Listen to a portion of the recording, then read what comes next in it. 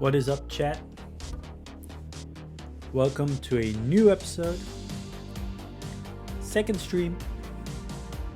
As you can see, I updated the lights. No more box around my face, so the camera's good. Just to be sure, I hooked up the laptop to the Ethernet cable instead of Wi-Fi.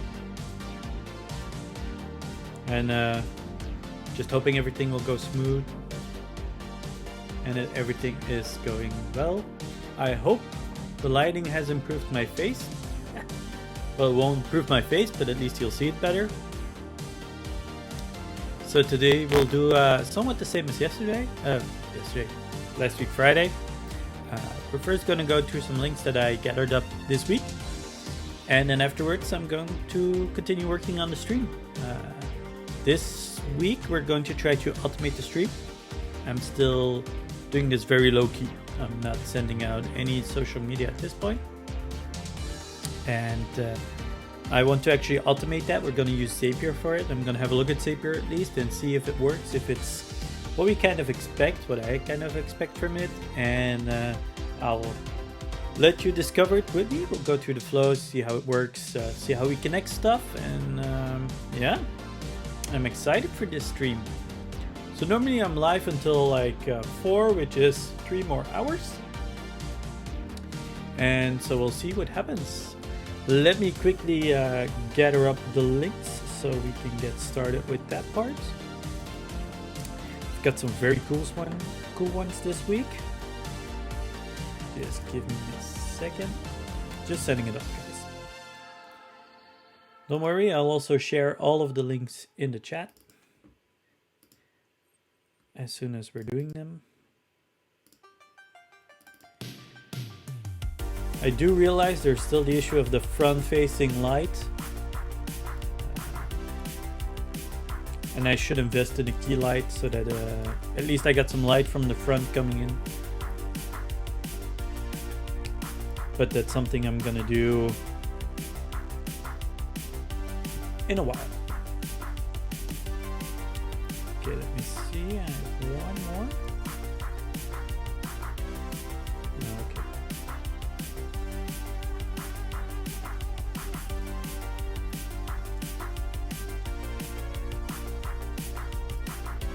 Just going to, there we go.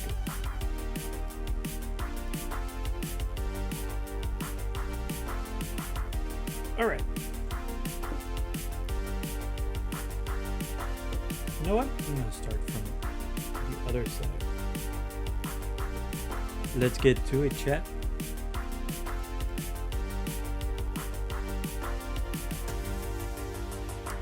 Something I noticed, and I'm not sure if it's on the stream, but the moving from one window to the other doesn't always nicely work.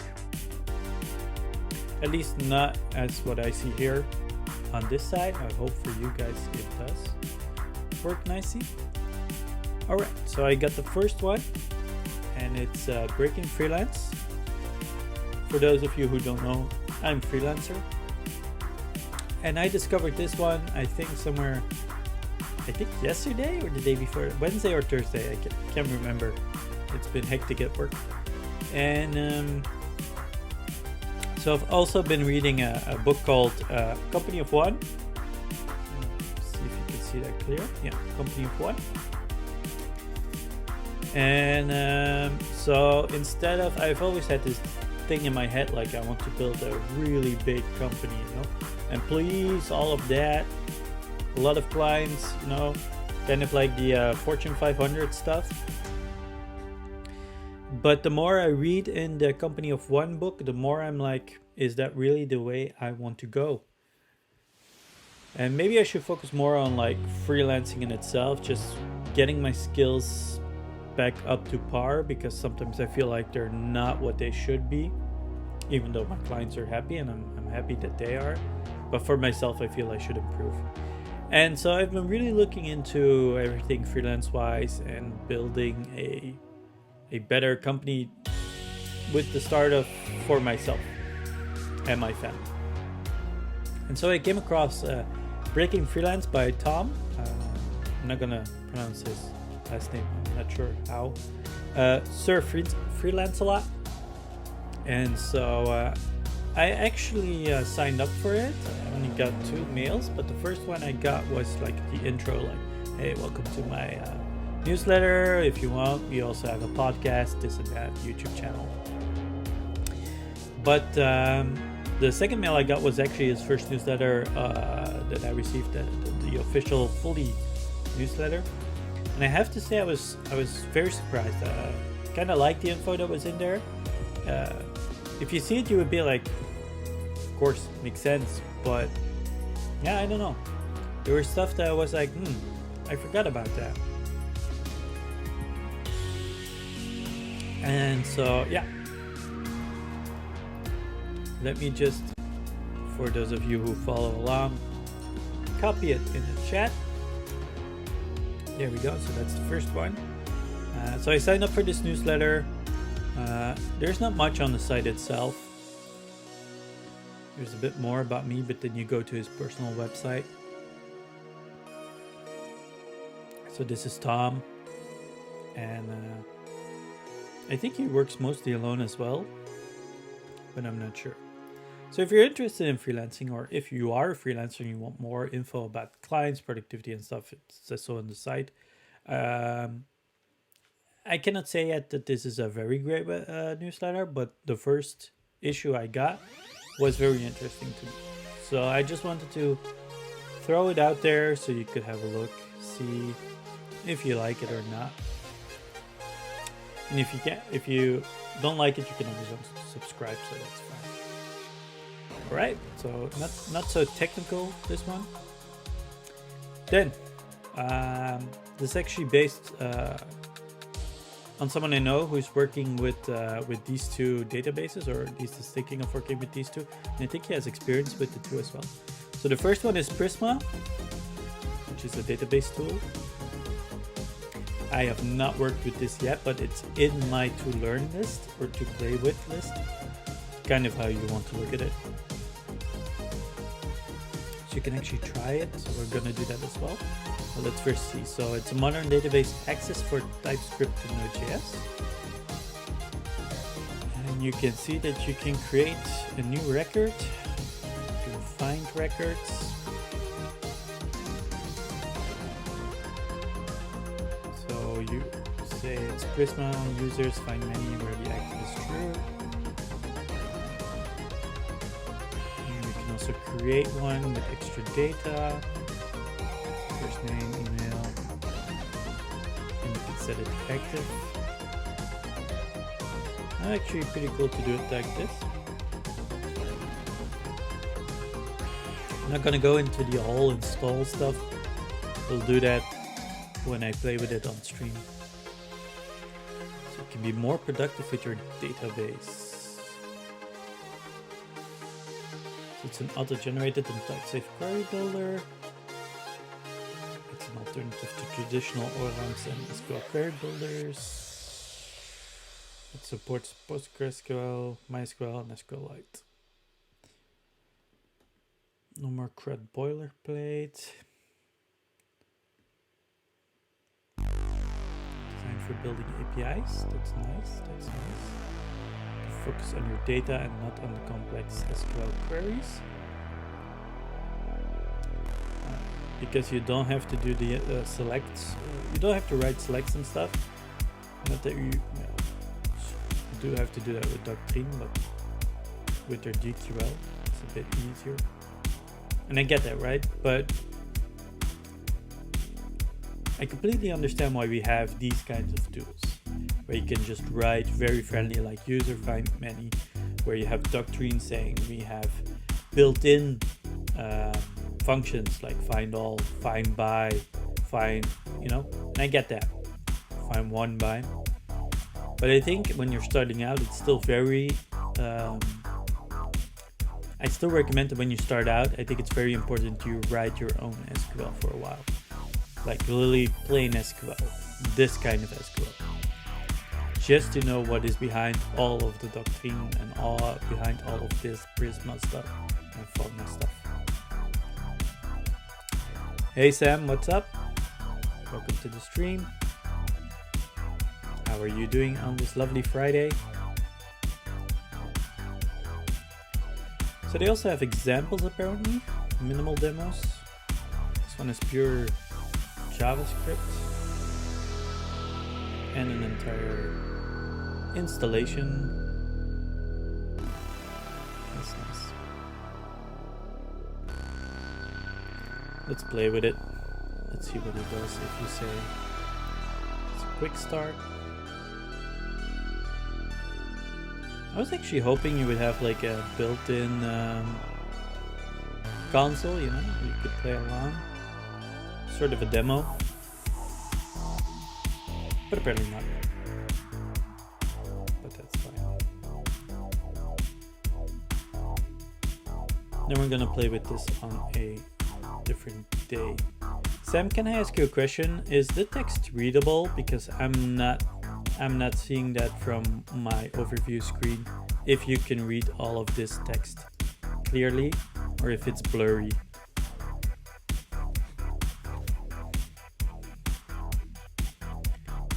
So we'll do this another time. We'll play with it. It's in my list to check out, so it will be on stream again. I'm just gonna again share the link. So for those who want to try at home, you can. It's very simple. Next up, Fauna is kind of the same.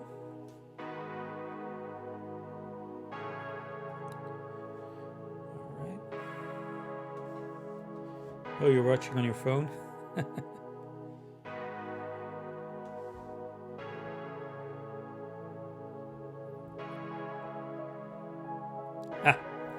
Just gotta notice. So if you're seeing it's on this side, at that icon, like here, it's actually Twitch. It's not me. It's not from my stream. It is something I have set up on Twitch that is apparently not working. Let me quickly. I'm gonna note it down. I'm gonna have a look because these are extensions. I have to go deeper into them to check out which one it is that is not working. So if you have that, I'm terribly sorry. It just happens. I don't know why, but I am going to disable those because technically they don't really add anything. Give me a second. I'm just writing it down so I don't forget. Pretty small but still readable. Okay, but that's fine. I can make it bigger. Bit weird for me, but it still works. If it makes the experience better for everyone, not an issue.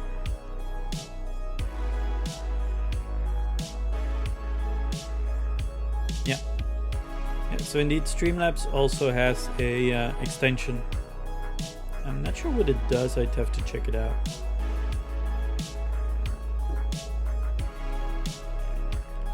It's a puzzle icon that I'm using extensions. Yeah, okay. So I think I have one enabled for Streamlabs itself, but I completely forgot what it does. I could have a quick look. It's only 5 seconds for me, just to. And the nice thing is that the sound is actually not. And then you can see actually the back for those who have never seen it before. I do have to check where it is, so I always forget where it is. Extensions. So you have different extensions that you can use. Like if you game a lot, you can put stats overlay and stuff. It connects to your account. The Destiny one, for example, I've seen it. It's pretty cool. So you have different classes in Destiny, and if you enable the official extension, it connects to your account. And because you can play with different characters, it will look at what are you playing, which character, and it will show like the active layout, your level, all of that stuff, the things you're doing. It's pretty cool. But let's see. So I indeed have the Streamlabs, and then of course the suggestion box. But this one is a component. This one is an overlay. But technically,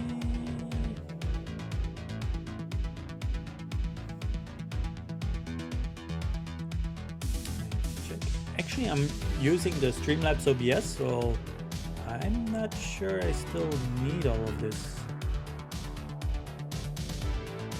I'm not sure what would happen if I remove it. I can always add it back, so deactivate. Stream is still live, so that's good. I hope. I'm just gonna replay an alert. No, everything seems to be working. So Sam already was following me, by the way. It's just something I can trigger to check if everything still works. And if you all saw the follower notification, then everything should be fine. I'm not sure what the Streamlabs extension does.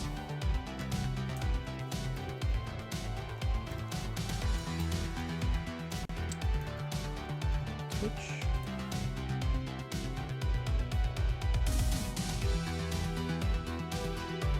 Only shows up when you're live.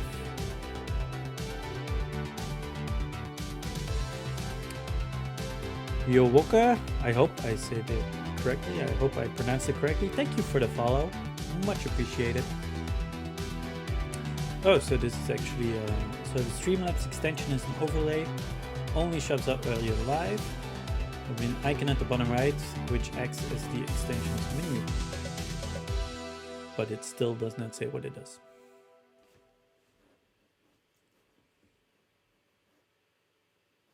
Streamlabs extension, maybe this one?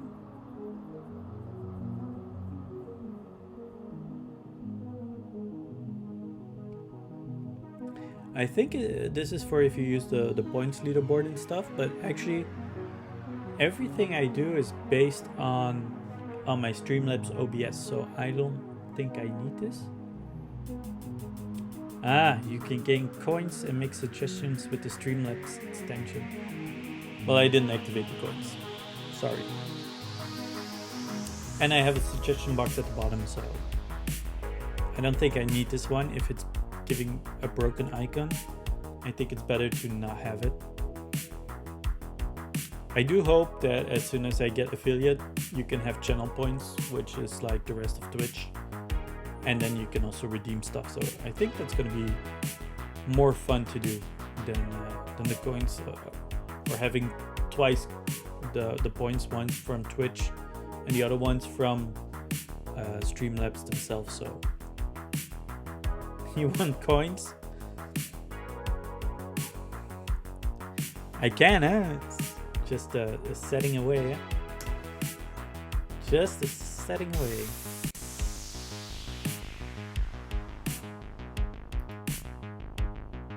The thing is, there's nothing you can really do with the coins. I think it's somewhere over here. Loyalty? That's points. It's not coins. Where are the coins? Modules? It's also not here.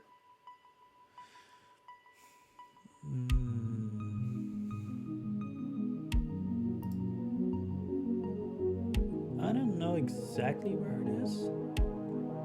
I would have to have a look later.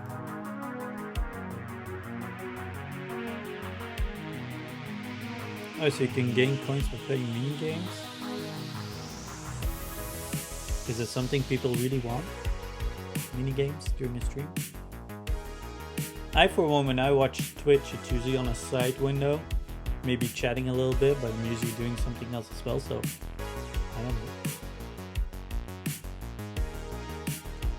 I don't really know how others work with it. With Twitch then, I mean.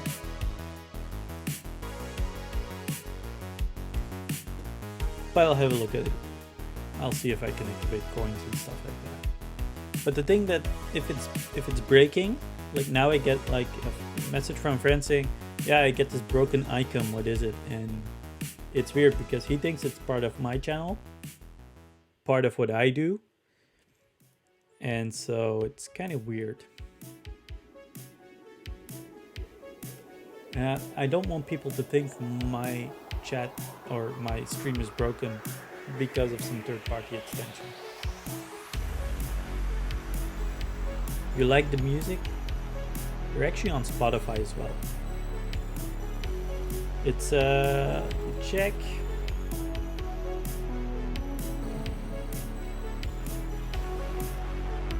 The playlist link is this one. And it's Stream Beats, and it's made by a, I think it's Harris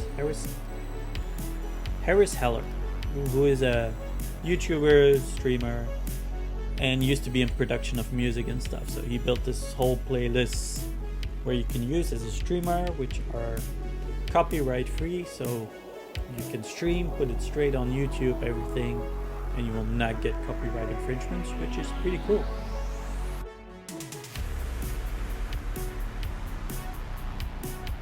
You already have 10 coins. That's good. That's good. All right.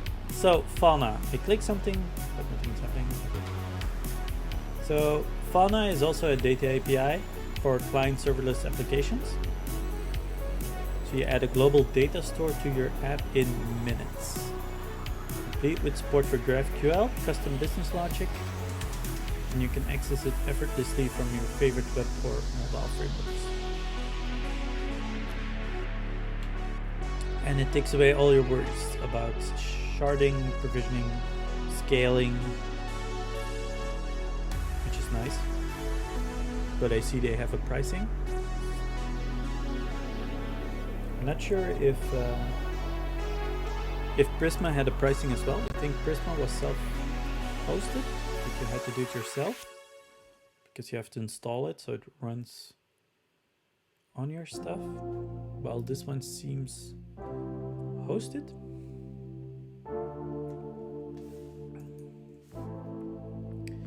So global serverless database that rethinks the client-server relationship. Web native GraphQL interface to support custom business logic. Consistent data and compute fabric with modern security, and total freedom from database operations. Simplify the code, reduce the cost, and ship faster. It's actually pretty interesting if you just want to build something lean, fast, and not have to worry about your database.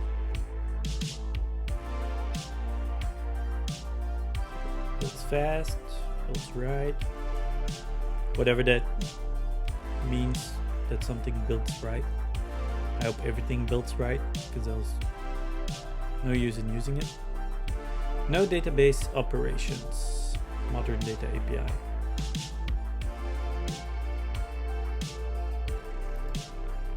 So if like a GraphQL. All right, Sam, thank you for coming into the stream and supporting me. And I'll see you soon. I'll see you on Monday. So application data was made simple.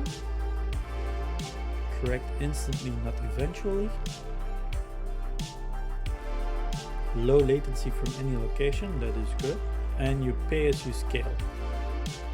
Oh, and they have several free tiers, so that's nice. If you just want to get started, try it out. A free tier, just to play around, that's nice. And you don't have to have any ops on your site. That is pretty cool. And then you have a bunch of stuff you can see. Let's have a look at the pricing. So apparently they have free tiers, that's nice. So they offer elasticity and flexibility from a surplus database. Tailor plans to best suit your business. Okay, you can start for free, which is nice, with a daily cap. And you pay as you grow, or you can use Pro for the predictable billing. That is pretty nice. So the always free gives you a generous daily usage of quota, but they don't say. It's probably down here somewhere. If you do exceed daily quota, you will be billed for overage. So that's the utility tier. That's this one. Never interrupt or throttle your app. So, oh, okay. So even if you like build something for free and it goes viral for some reason, and you suddenly go like way high, they won't say like, whoa, and cut you off. They'll just like keep going, probably let you know, hopefully let you know that you're going over the capacity and stuff. And then you have like the utility based on the consumption units. No predefined usage, so you can scale up and down as much as you want. And you only pay for what you have or use. Then you also have the Pro, which guarantees again a set, and then you have custom. It's a bit weird, like why would you go from free to Pro if you can just go metered, unless the rate for Pro is lower than if you would go at the same level in utility. That's probably it, right? Because you pay 18 cents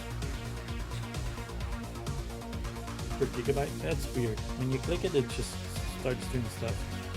Like hidden links or something? I don't know.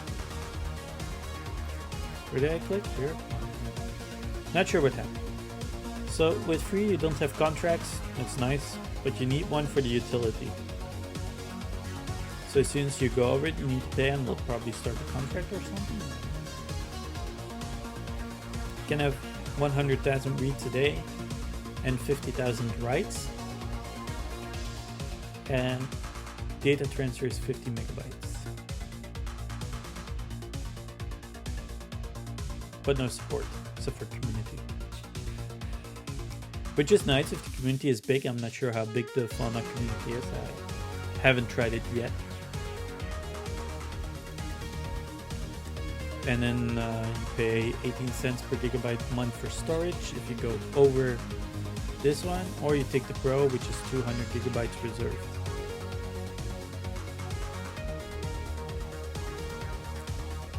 $0.02 per 100k writes. So if you go over your 50 and you have 100,000 extra, you pay 2 cents. I think that's still okay if you scale. I mean, that's pretty cool. Oh, sorry, it's 20 cents, and it's 5 cents per 100k reads. And then they have a nice calculator. That's pretty cool. I think it's already on my list as well to check out. I would have to check. I'm 100% sure.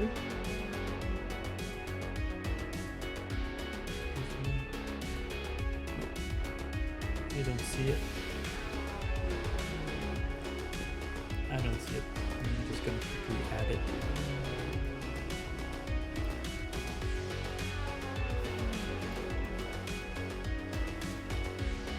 Doesn't matter, it's personal. Alright, cool. Very interesting. And I'm probably gonna do a stream where I'll play with both Fauna, which I just shared in the chat as well, if you want to have a look. And I'll probably also have a one where I play with Prisma, just to see what's going on and how it works. And could be interesting to learn and have different options for the future. Next up, we have Cube Doom, which I thought was pretty funny. Give me a sec. So you can kill your Kubernetes pods using ID's Doom. How fun is that?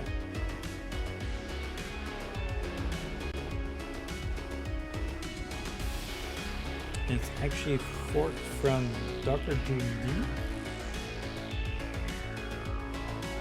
Docker Doom.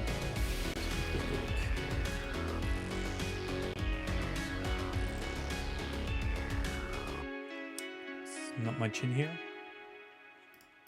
And what's this one? A daemon for Docker Doom. Okay.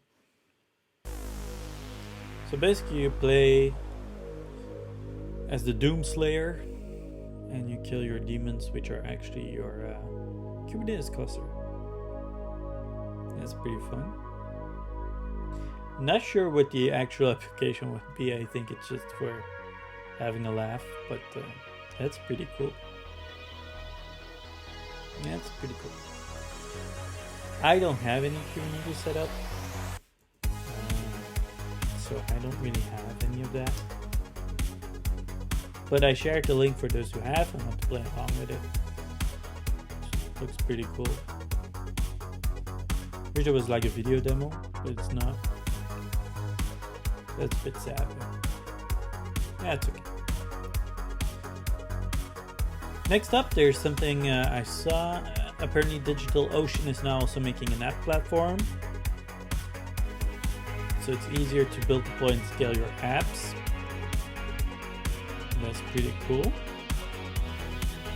And I think it was, it's kind of what Netlify already does, I think. And it kind of wants to break into this market as well. That's pretty cool. Scale the app, but not the costs. I'll just make it a bit bigger. Maybe not that big, but then at least you can read it.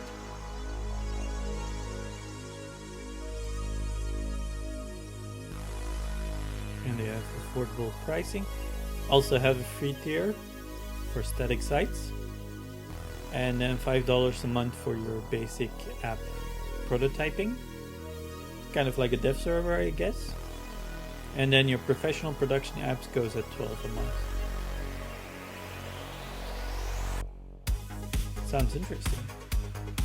I think where we're going with all of this, like Netlify and now DigitalOcean, if you take it into, you know, in a combination with like what we just saw with Fauna or more, yeah, Fauna itself, that's pretty cool. You have all of your ops offloaded and all you need to focus on is your app.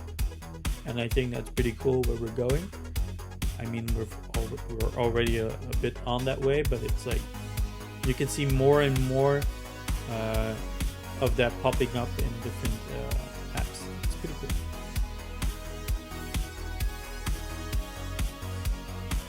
And then all the rest is basically, if you want to read the full document or the full blog, it's located right there in the chat.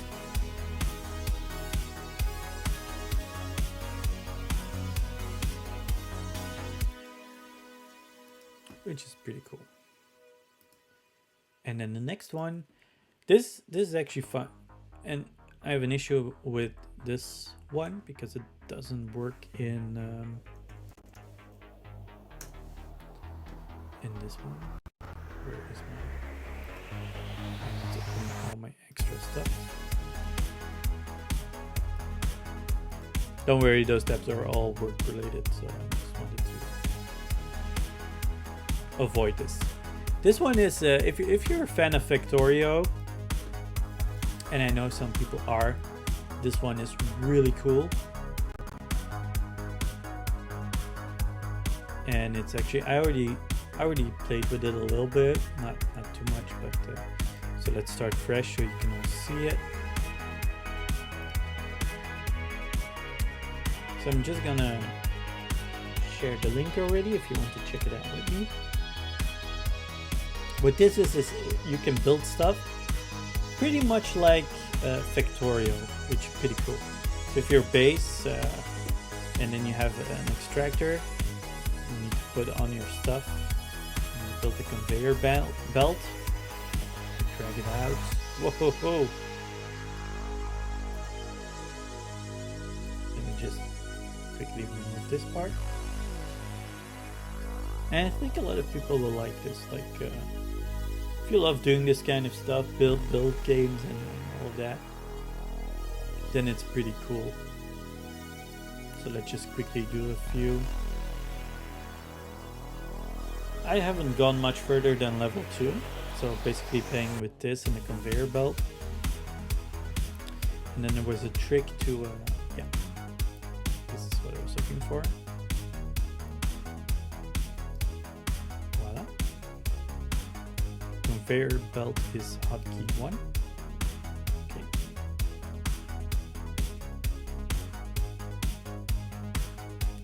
Okay. So the hotkeys are just saying 1, 2, 3. Here we are, level 1. So if you have some time to kill and you want to play with this game,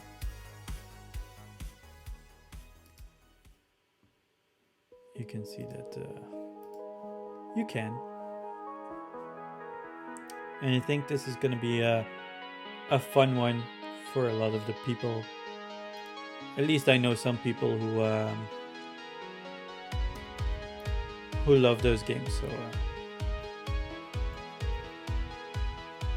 I'm not a huge fan of these kind of games, but I can imagine other people are.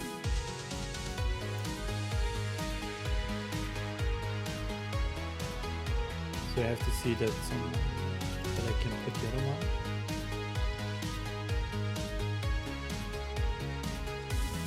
Normally I would use the hotkeys, but it's a bit more. I don't know how you get to this one. It feels like counterintuitive, but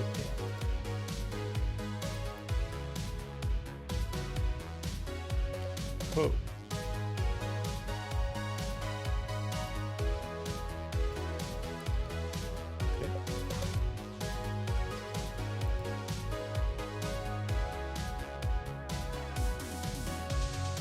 And I'm suddenly level 2. And I have upgrades. I don't know how far Factorio goes. I've never played Factorio, but apparently you can upgrade stuff here. That's pretty cool. It's probably as well in the other game. Build 4 extra extractors and connect them to the hub.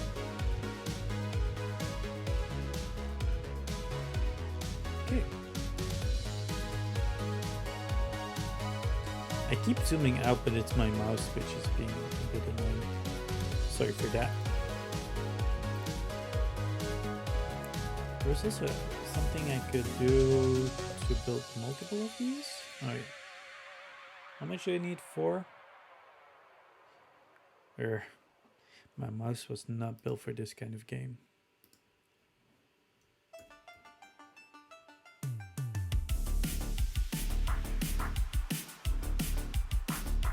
Can you actually hook onto another conveyor belt? No.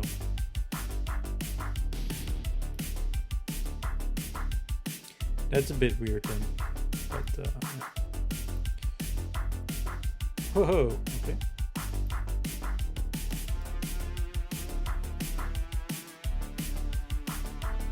Anyway, if you want to play this game, I think it's pretty cool. If you're a fan of Factorio. I'm just gonna save mine. Alright, I think I already shared it, yeah. So that's Shapez.io. It also has some music. I don't think you can hear it on stream because my audio is only straight from my mic and my Spotify. But it also has some music so you can play around with that. And then the last one is also a little sandbox game, but more for programmers fully.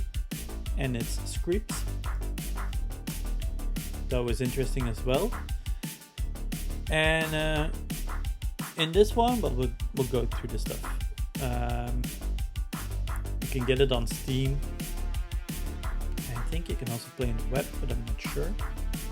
And it's an open source game for programmers, wherein the core mechanic is programming your unit's AI.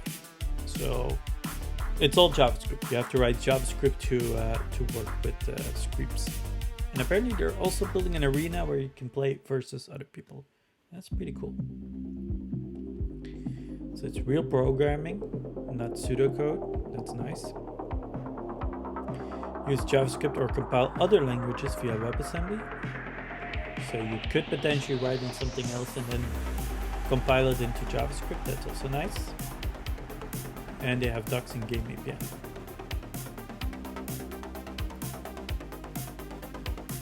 It's a tutorial. It's an interactive tutorial. That is interesting.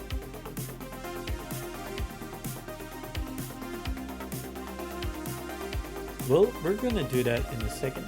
Let's just see what else we have. So it's a programmable world. Huge persistent world consisting of 70,000 interconnected game rooms. That's nice. 40 server cluster. 24/7 real time. So even if you build stuff and you go offline, it will continue online. That's cool. Sandbox. It's open apparently, at least the engine is. And you can change any aspect of game objects' behavior. And even contribute to the game engine development, and then you get in-game benefits. So if you're super into this, you can work on the engine. That's pretty cool. So it's Node.js 10, Python 2, and then there are build tools. And you need your Steam Web API. That's pretty cool. So if you work on their engine and help them, you get in-game benefits. Not sure which one. It's not saying it, but you get stuff. 89% is positive. I get it, right? Because there's always this 11% that either are people who download it and don't realize it's a programming game, and those who just are like, nah. You always have haters.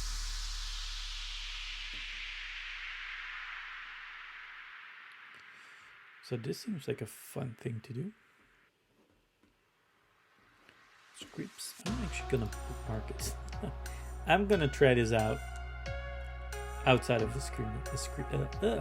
Outside of the stream as well. So it's this tutorial stuff. Let's have a look.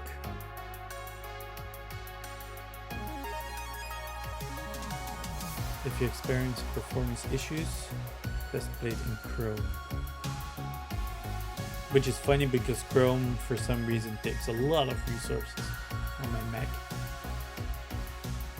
If you don't know how to code in JavaScript, check out this free interactive course that they also have, or at least they give you a Code Academy course.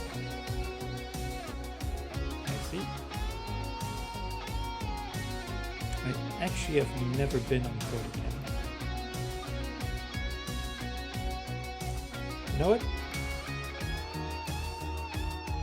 We're gonna have a look at that in the next stream. Just gonna add it real quick so I don't forget. And we'll do that in the next stream. Alright, start. Okay, you can just open it again. Can I make it bigger? I don't want to sign in yet. Again, this mouse is freaky. So you have a room, which is playing fields. They're connected to each other with exits, but in the simulation mode, there's only one room. Makes sense.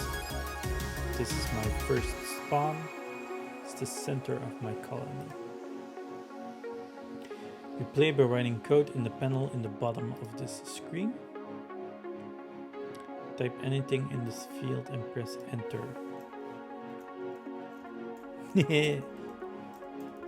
Anything. Right, chat. Anything.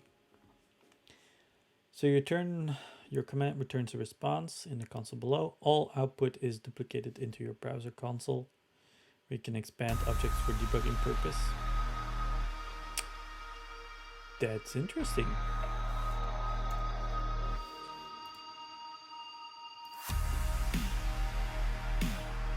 Where's my... It's not that clean on this one, right?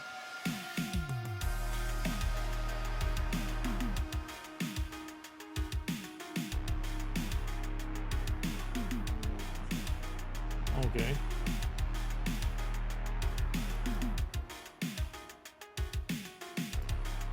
I kind of lost where my city is. Oh, there it is. Or my room. I'm just going to use this one. Okay, so let's write something real. Your spawn creates new units called creeps by its method spawn creep. The usage of this method is described in the documentation. Each creep has a name and certain body parts that give it various skills. You can address your spawn by its name following following way. Game.spawn, spawn 1. Create a worker creep with the body array worker remove and name harvester 1. The name is important for the tutorial. Type the code or copy and paste. Good developer is a lazy one. So technically what we do here is we say for the game, you spawn, you see the building, that's nice.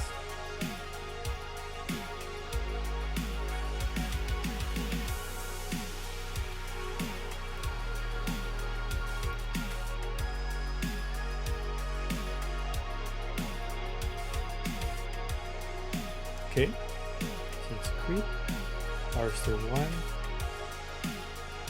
You can actually see what the body has. Nice, cool. Next.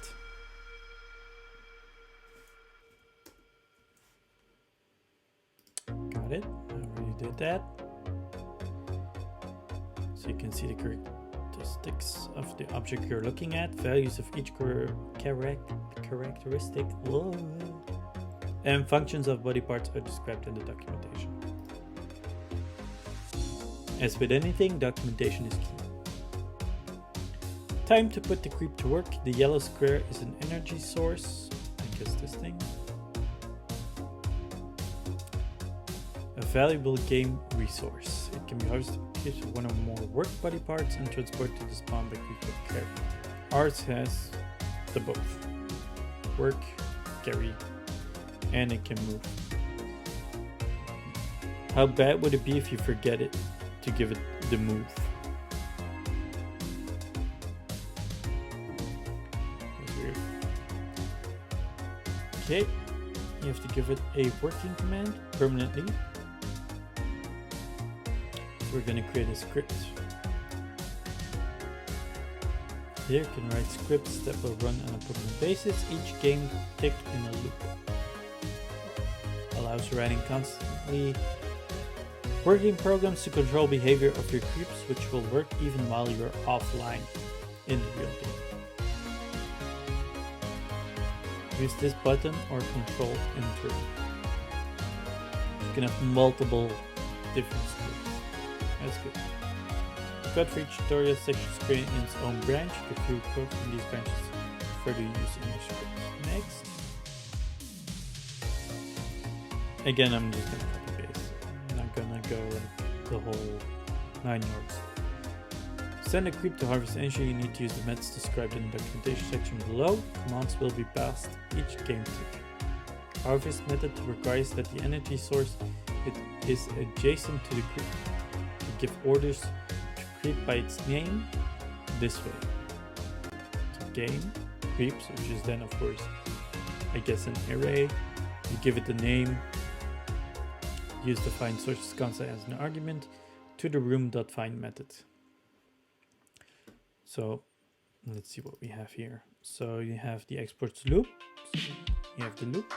Add a new function. You get your creep, which is the game.creeps harvester 1. Then you get sources. From the creep, the room that it's in, find all the sources.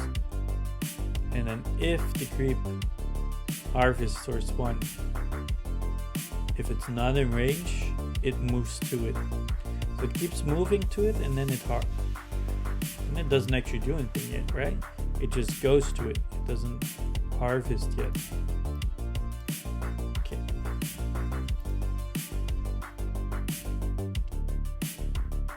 So with each tick it's moving.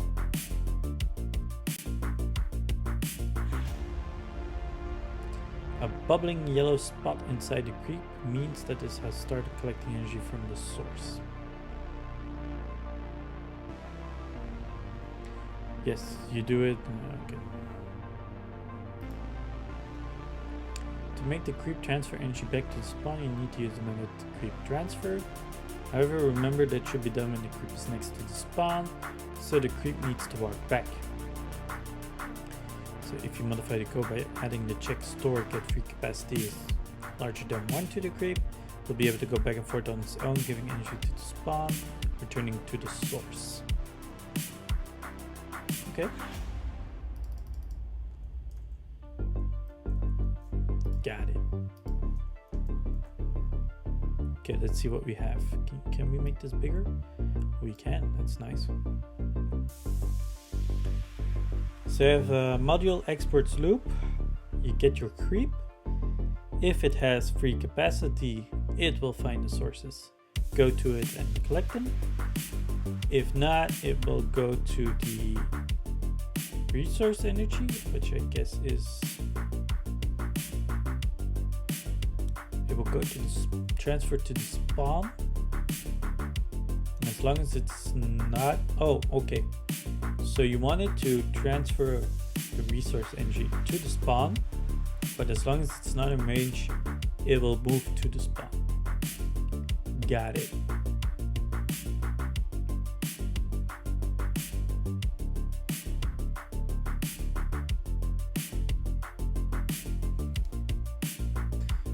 I hope, because my Mac is like blowing like crazy, I hope you're not hearing that on the stream. If you do, I apologize. Okay, you can see it's carrying. Great, the creep now works as a harvester until it dies. So they have a life cycle of about 1,500 game ticks, then it ages and dies. Let's create another worker creep to help the first one. It costs 200 energy units, so you may need to wait till your harvester collects enough energy. The spawn creep method will return error code until then. Remember, to execute code just once, type it in the console.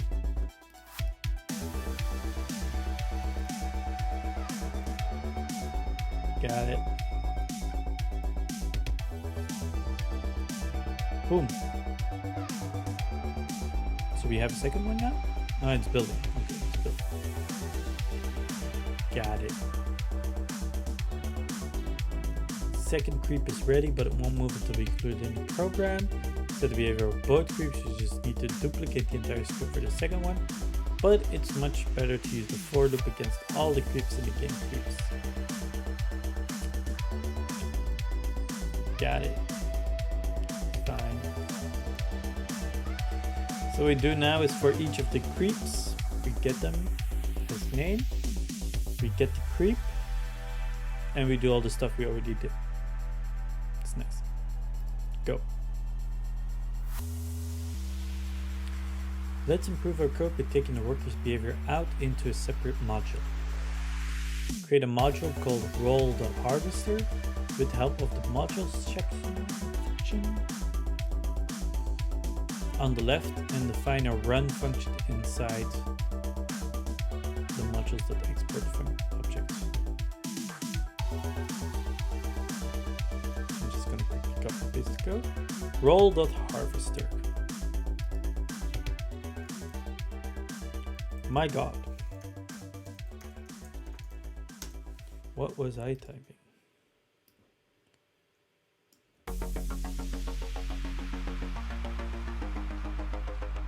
There we go.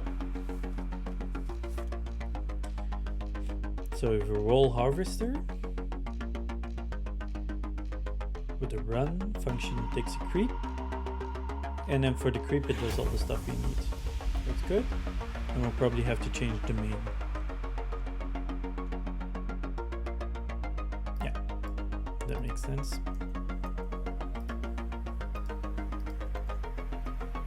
Here we go. So we get the role harvester. And then in the loop, we run with the creep.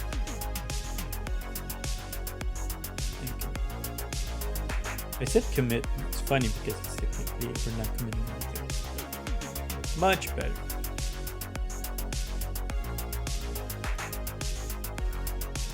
That's cool. That's cool. I'm gonna leave it up until here. And I'm gonna take a short break. We've been at it for just an hour. Quickly stretch my legs, get something to drink, and I'll see you back in a few minutes. I suggest you all do the same. and hope you're enjoying the show. And when I get back, we'll be working on automation of the stream, or at least figure out what we can do with Zapier. So I'll be right back, and I'll see you then.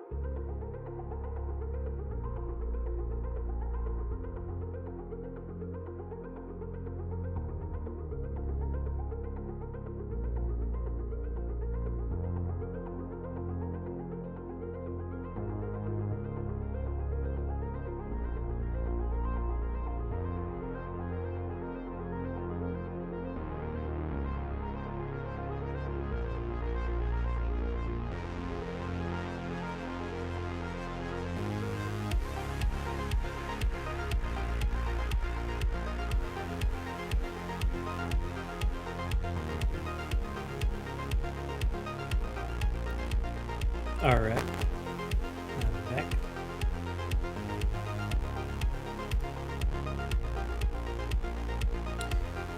So I still have this issue where apparently on my screen the transitions do not go very well.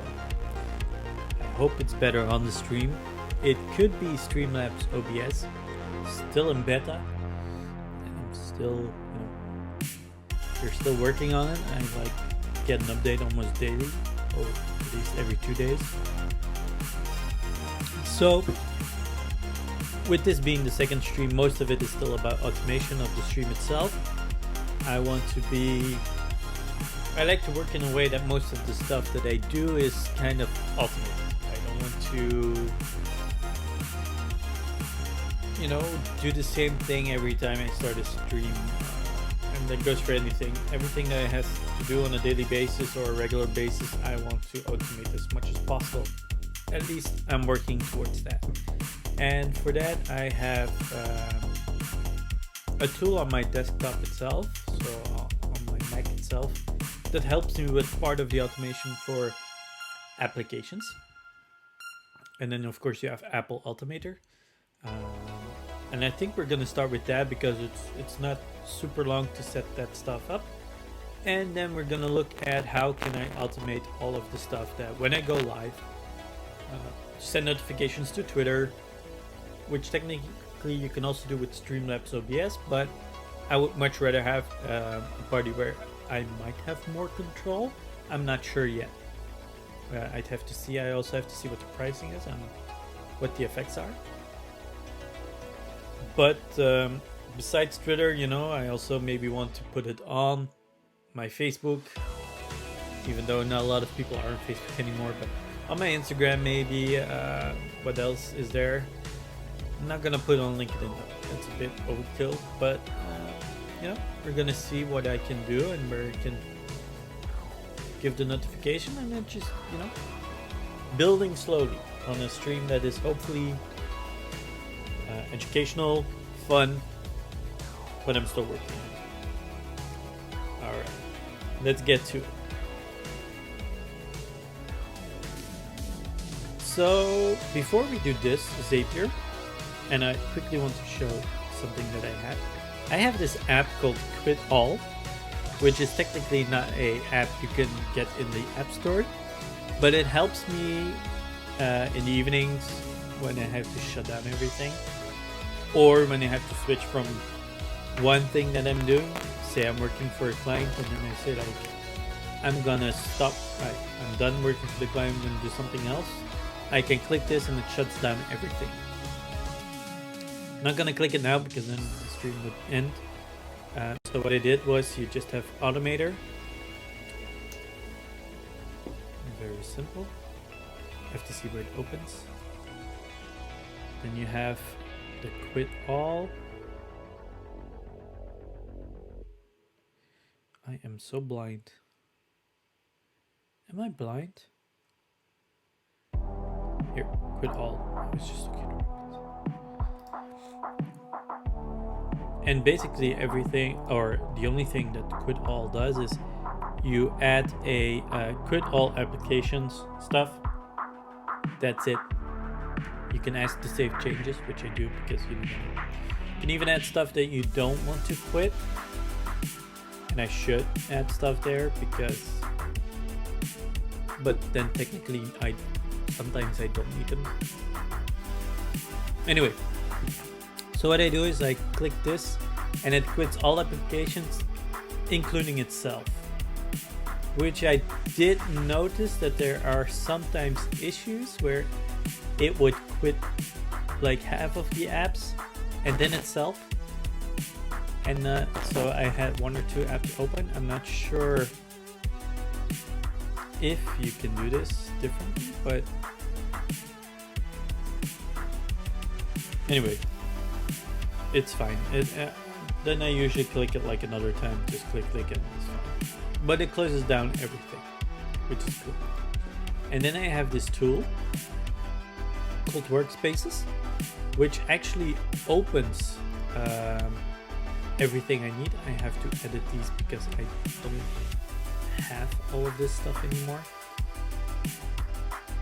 And I've not been using it very well, which is my own fault. So like for development, I open my PHP store with my iTerm. You can create multiple ones and you can say start and it opens everything. Or you can just click one and then it opens only that app. So, and I actually want to add one, but I can't remember where it is. Here it is. I don't know why, but all web pages seem to use significant energy. I'm not sure why. Maybe it's best if I quit Safari for a second. Then hope it improves.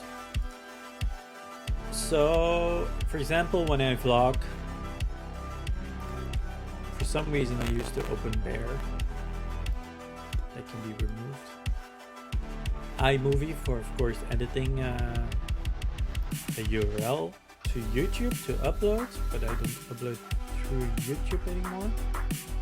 Or probably to, and then I open the vlog folder. I also have one for dev, and I'm gonna add now one for the stream. Okay, it's very simple. I need an application. The first one I need is, of course, Streamlabs OBS.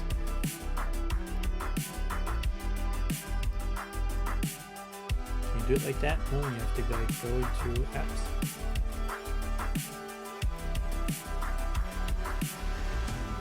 Applications.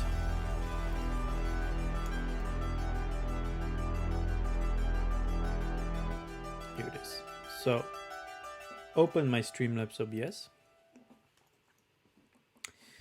Then I also open another app, which is the Wavelink, so I can control my sounds and music.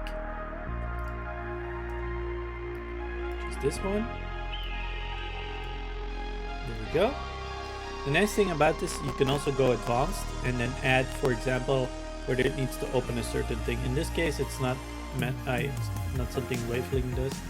But if, for example, you have like the editor, I could very well say for dev, I need to open this or that.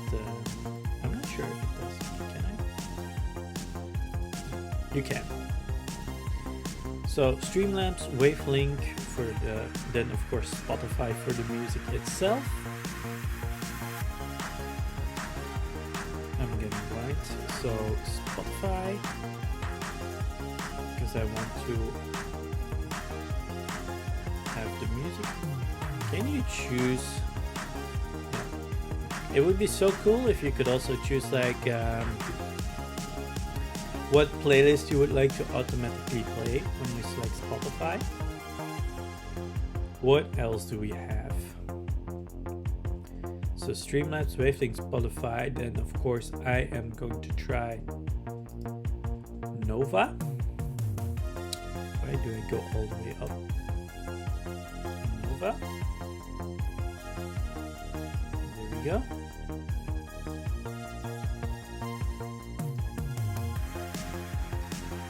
Can I rename? Nova. There we go. And potentially we also need to open the browser, which is Safari, because we're always doing the Tuesday link stuff. So browser. Now the nice thing about this is next time I want to start my stream, I just go here, I click on stream, I say start, and it opens up all the windows. I also have to change my dev stuff. Not sure if I should call it dev or client work, because then it also needs to add Slack and all of that kind of stuff. Vlog. That's something for the future, but at least if you want to check it out, it's called Workspaces. Is it called Workspaces? Let me quickly check. Yeah, it's Workspaces. Then you have like all of this stuff like sounds and You can choose which terminal app because you can go with the default one, or in my case, iTurn. The editor is always on top, enable animation, stuff like that. And then you have a popover. You can choose, like, it changes the kind of stuff. So you have some control about what it does. And if it's already open, I think it leaves it open. I'm not sure if it opens it twice. Well, technically on Mac that doesn't happen. But it's a very cool app. You can use it to do some stuff. You can archive stuff apparently. It's been a while since I used it, but I think this is a cool one. Let me see if I can get a site for it. It's always on top, so it's nice. Factorio. Again, I don't work with all of these people. They're not sponsoring their stuff. It's just that I think it's pretty cool to use. And it might help you out if you want to do some stuff. So they have different ones. They also have like side notes apparently. T-code. That's pretty cool. I have to check out their stuff again. Screen focus. Monologue. I'm also not sure if did it cost anything or was it free? No, you have to buy it. It's probably the same for Workspaces, but I don't believe it's that big. It's not that much money. Actually, revamping it, that's pretty cool.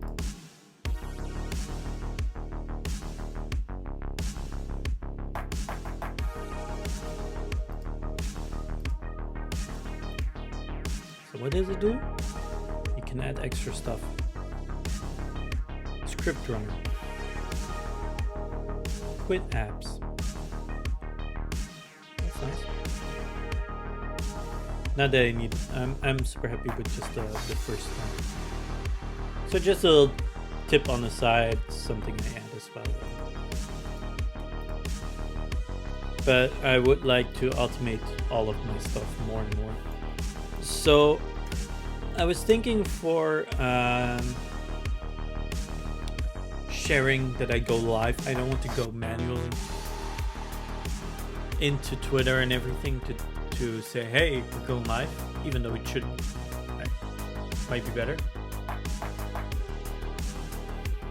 Want to become famous? I'm not gonna buy my followers primes or views. I don't need that. To me, this is just for fun, and if people like it and they want to follow, that's great, and if they don't, that's good as well. If they enjoy lurking, that's fine. If they don't like the stream, to each their own. I'm not gonna buy any views or followers or anything.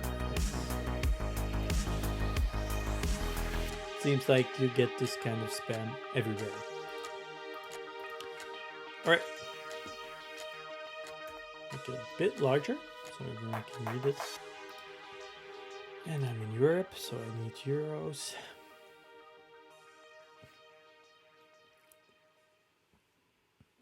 I just had to check whether I was unmuted. You never know.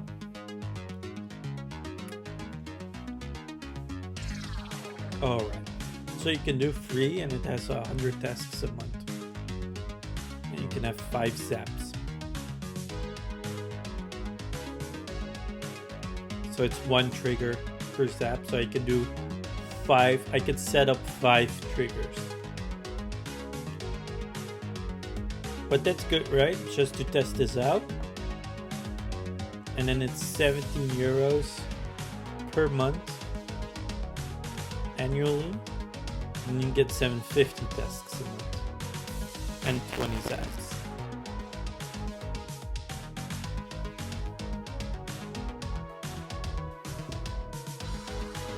And you can have multiple steps. And apparently you have premium apps.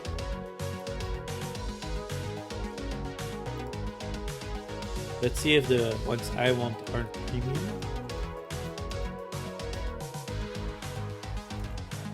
think it even has Streamlabs, but I do believe it has Twitch.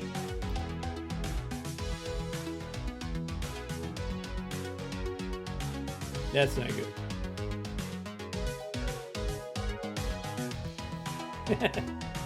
All right. It just completely broke.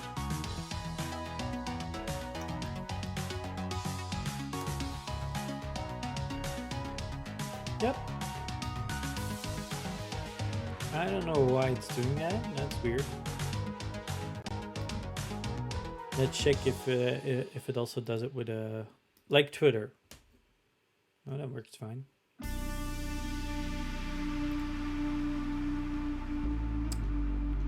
Minified React error. Seems Zapier is having some issues.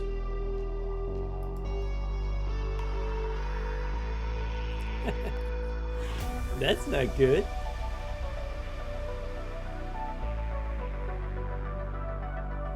That's not good at all. And I was just gonna try you guys out, and now you're broken. That sucks.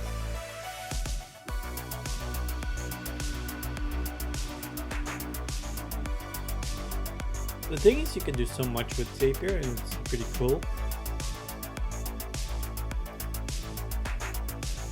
So you can share content across social media. That's also to log in. I just want to see how it works, Zapier. Well, I meant I want to see what you have. Also have Airtable. You know what? Let's make a profile. Maybe it works when we're logged in. I'm gonna quickly go to secrets. I don't know why, but the label says information.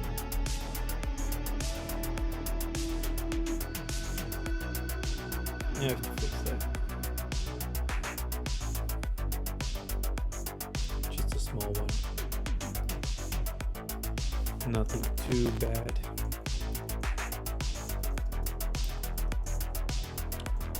Gonna add it real quickly.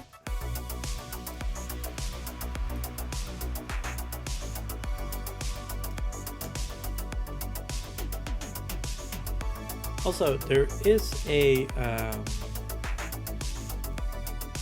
box for suggestions down below. So if you have any, if you're looking at the stream working, I'm happy with every suggestion. Feel free to add them there.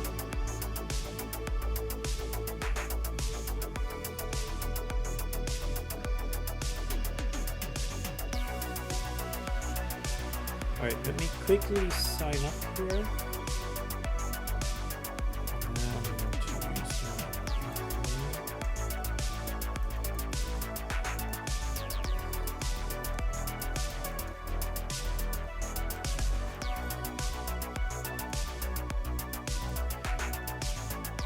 Don't worry, I'll open everything back up as soon as I have stuff enabled.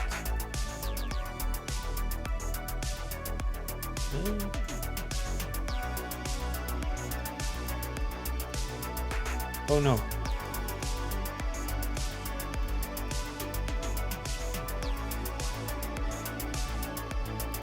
Generated passwords.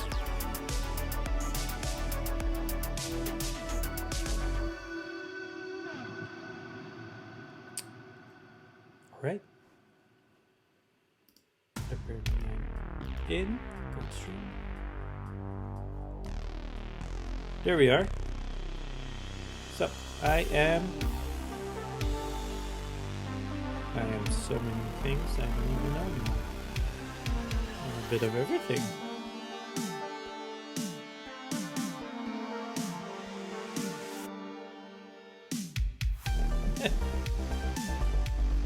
What are we, chat? Boxes. We do have a lot of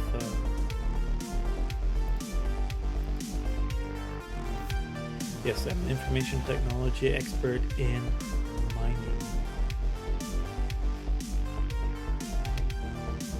I don't even know why they need all of this stuff. I don't want to do this very much.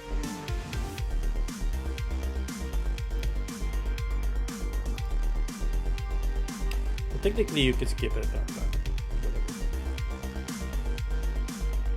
So, I don't know what I think is like. I want Twitch. Twitter, Instagram. Oh, there's even premium stuff. And I want Facebook. Facebook. And then the question is, do I want like, you cannot do your personal Facebook currently?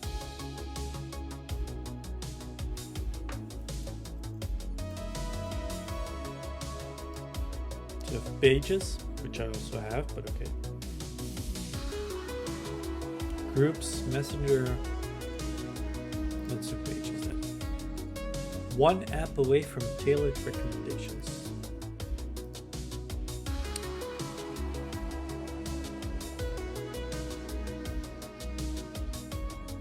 I don't want to push stuff like this to YouTube.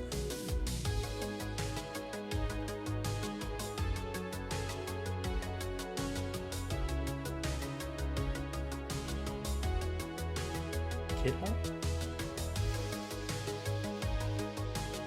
Maybe, but GitHub doesn't have a real newsfeed, do they? God damn it, Kenneth, learn typing.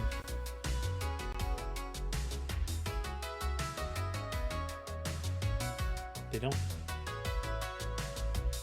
At least not in the way that you can add stuff.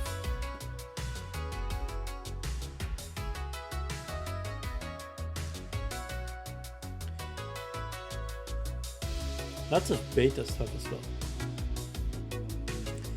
But they do have a lot of stuff that they support.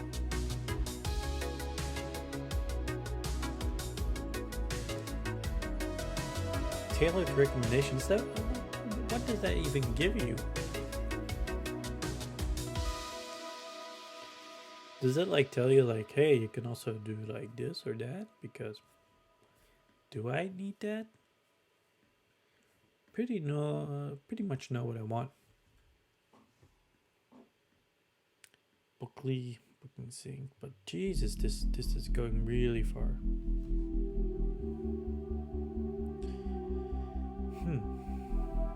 I do have a buy me a coffee, but I don't have followers there, so sadly. I'm just kidding.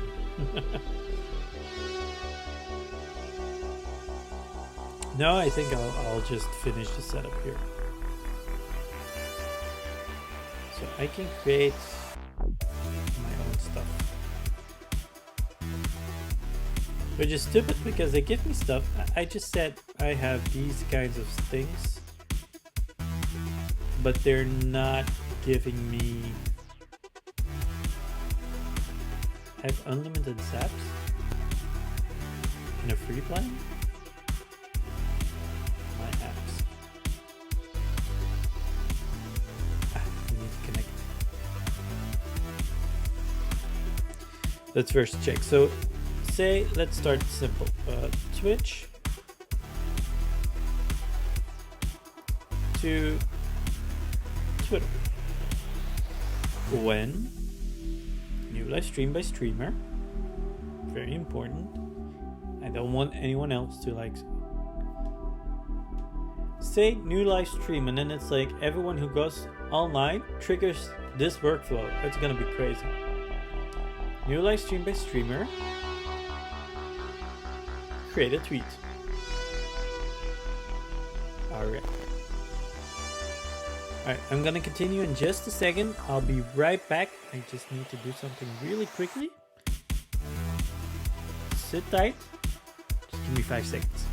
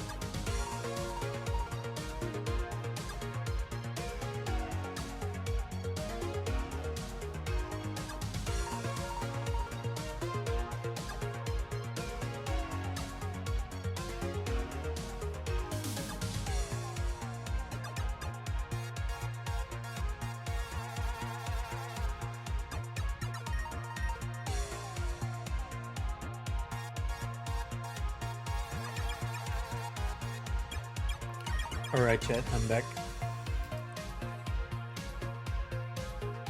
Apologies for that. I just had to check something real quickly. So, where were we? All right, we're gonna make, when I go live on Twitch, so new live stream by streamer. It's very important that it's by streamer. You can actually go the reverse as well, but new live stream by streamer. Create a tweet. So that would mean I go live, it automatically creates a tweet, sends it out to the world. That would be nice. The question is, what can we do with this? Of course, I need to sign into everything.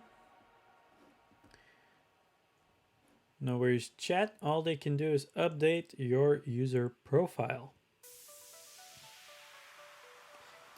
Authorize. It's off screen, so you guys are not gonna see that part. Twitch account. So okay, that's nice. Streamer. Ooh. Ooh. You can even choose Twitch streamer. So it's not by streamer, not as in you're the streamer, but as in anyone you apparently follow or something. Are these the people I follow? They are. Can I choose myself? Please say I can choose myself. Hello. Are you stuck? I am typing and it's not showing. I can only type one.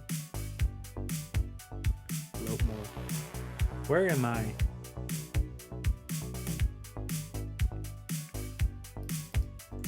I cannot type any. What the hell is going on? Let's just actually do this already. Again, off skip. Auto follow. So they want me to auto follow, chat. I'll show it here. Auto follow. Follow Zapier. I like to keep my Twitter account pretty clean. Sorry, Zapier. Unless you support me. You can see tweets, profile info, account settings, see accounts you follow, mute and block, follow and unfollow. Guess that makes sense because it needs to do all of that stuff if you do stuff. Post and delete tweets, engage with tweets, like, unlike, reply. It's probably because they need to do so many stuff. Twitter account, yes, this one. Choose a value. I cannot type for having my own name. Chat, what is happening?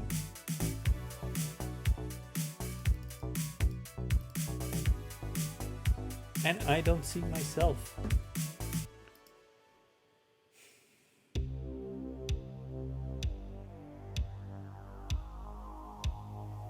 Select from a list of streamer followers that you follow. Oh. Is this better? Merken? And the music is a bit high. Alright. Yeah, for some reason the wavelength sometimes like lowers my volume. I have no idea why. Is the overall sound too high? Because then I can lower it from my end. If everything is too in your face. Okay. Okay, so I apparently misunderstood this. So you can only do this for streamers you follow. But I want for my own. So I probably have to select the other. What is this? You go to remove. Okay. Yes. This is not what I want. News app. It's weird that it just pushes you somewhere else. So Twitch. triggers when a new stream goes live that matches any game language specified. But I want my stream. How can I set up my stream to do that? Because this is matches any game and language.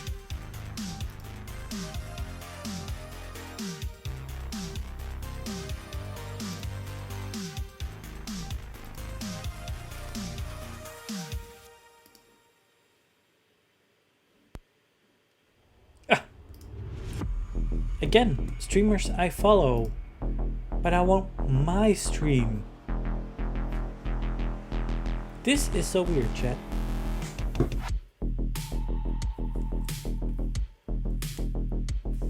I'm just gonna Google it. So, Zapier, select own stream. I might need to add Twitch there. You cannot follow your own, so that's...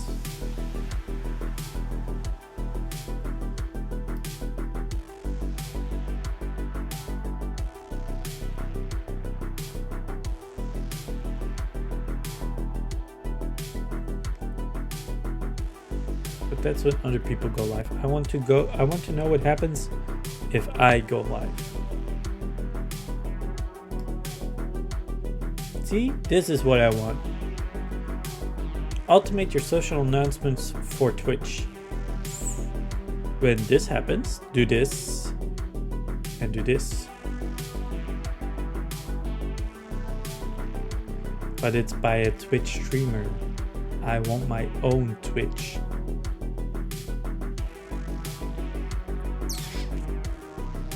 You can't follow your own Twitch, can you?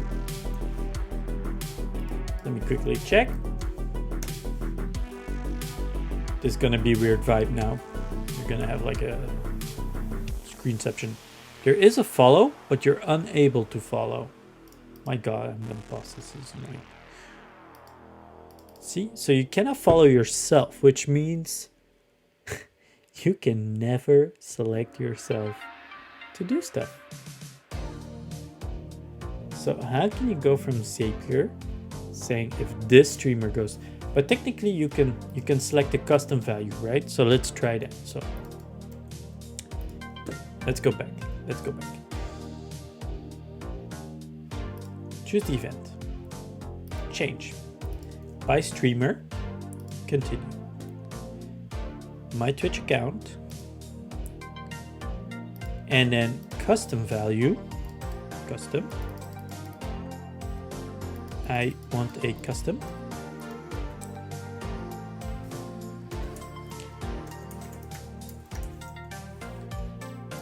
Boom. You can even add it for multiple. I think that's nice. So if you have people you support, you always want to say like, hey, if this user is going live, send a tweet. That's pretty cool. Continue.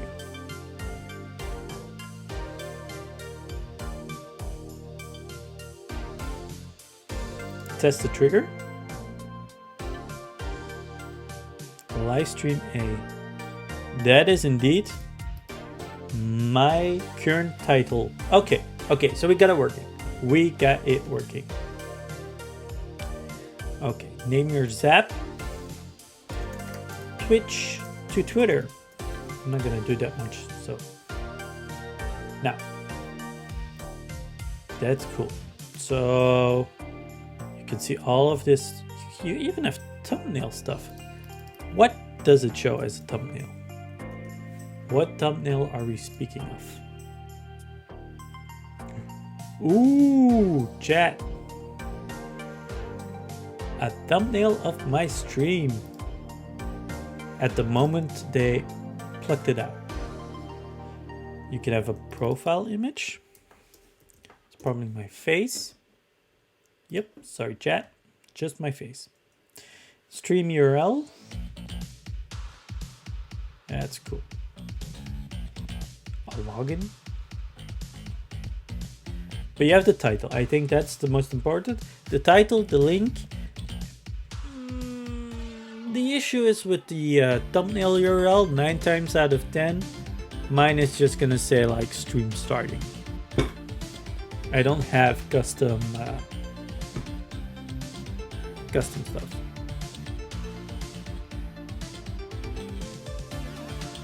And it has a game idea, which is funny. You cannot say like this is what I'm doing. But okay, that's not too bad. Continue. Do this. Twitter. Create a tweet. Continue. I want to do it for mine. Continue. Message.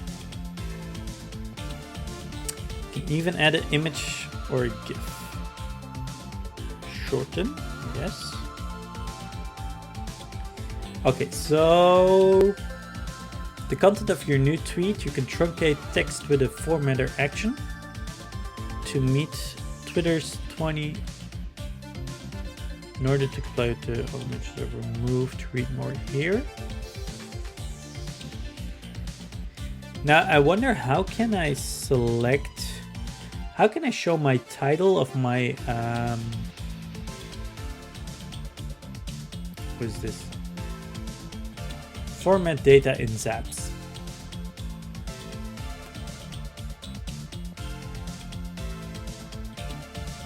I want to move data from one specific stuff to the next. Maybe it automatically says so when I'm here. Ah, okay. Going live. Add the title.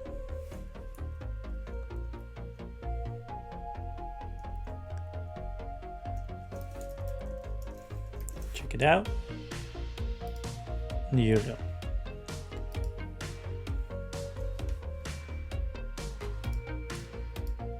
And then I can insert like a GIF or a URL.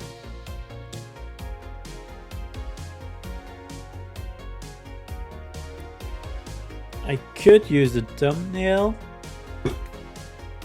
It would be cool if you could select like just take a random GIF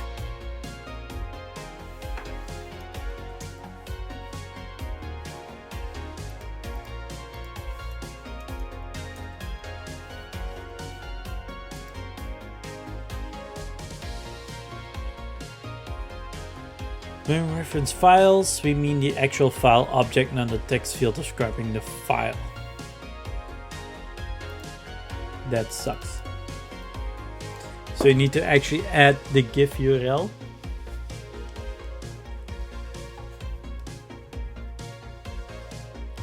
So that means I need to find something for my stream starting soon to have a nice picture, right?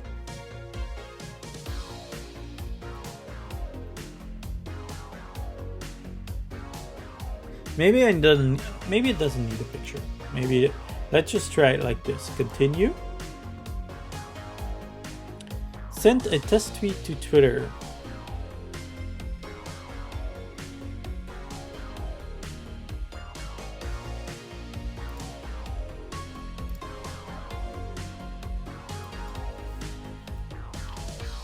Going live on Twitch.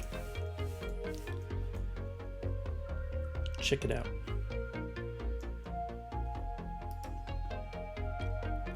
And then this would be test and review.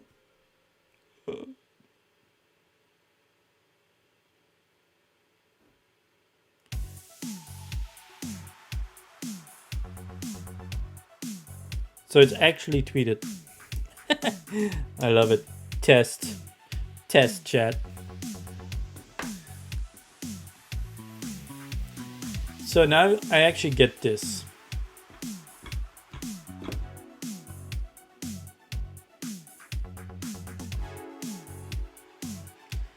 Because it's a URL, it automatically converts into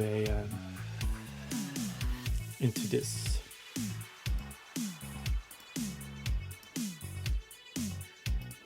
All right. Let's customize the tweet. What happens if I do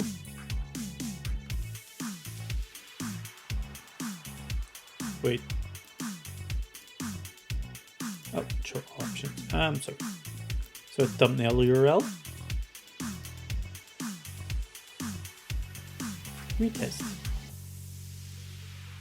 Due to posting a duplicate tweet.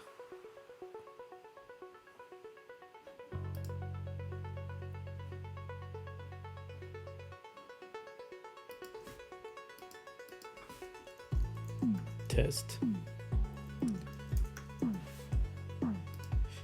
It's no longer duplicate. Test and review.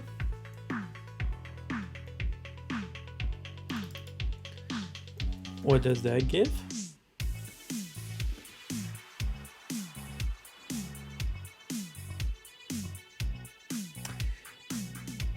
If you would like be able to say wait with posting something until you're like, I don't know, live for like a little while, then at least it makes more sense.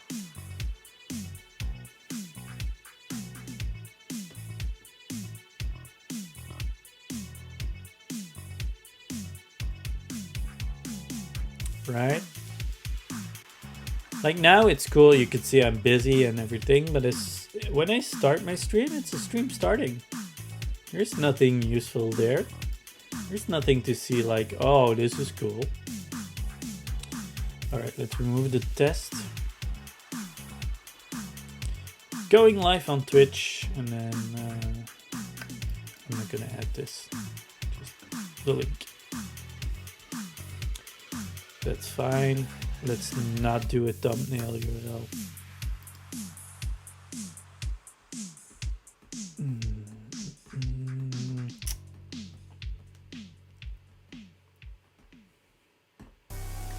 I could add a Giphy.com.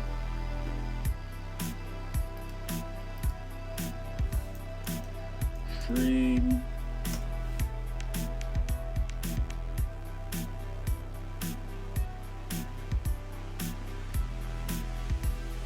Actually, this one is. Wait, where did it go? It was cool.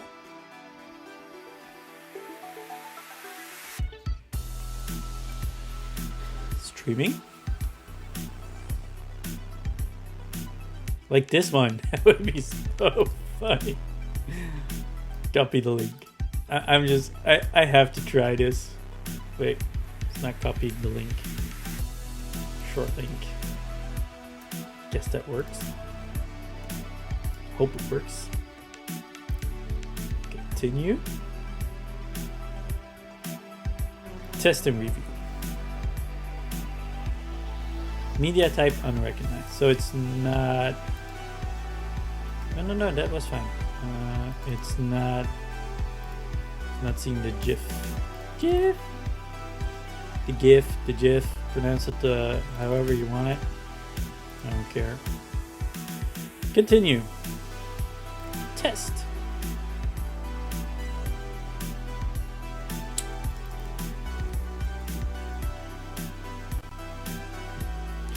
And actually, if this one works nicely, I'm just gonna keep it as is. That's so fun. I actually like this one. I'm just checking mobile.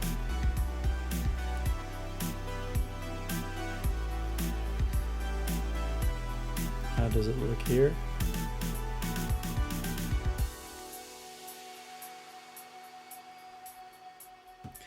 It's actually pretty fun. I kind of like this one. The issue is it's always going to be the same, no? Is there like something where but they need an actual GIF link, that's the issue. Else you could say like, I automate something. Oh, that's so stupid.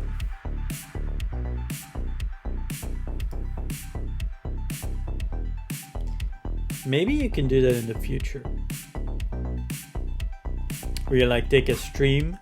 If I ever go forward and say I want to have multi-zap stuff where you have multiple zaps in a row, maybe I can do like when my stream starts, find a GIF based on, I don't know, a tag, streaming or something, and then turn it into a tweet where it says, do this. I'm just gonna customize one more thing. I want space. continue. Perfect. Test and continue. So it's gonna do it again. Jesus. Just spamming people now.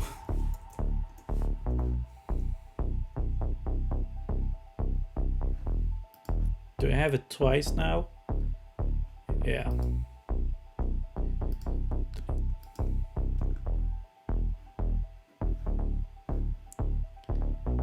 Alright, let's keep it like this.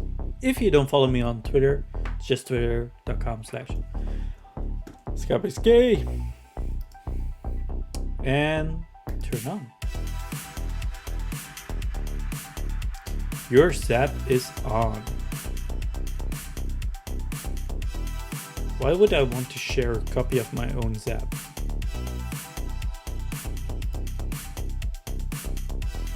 Every 2 minutes? It's not gonna send me a tweet every 2 minutes, right? That would be weird. So it's only when I go live, right? Wait, what did we say?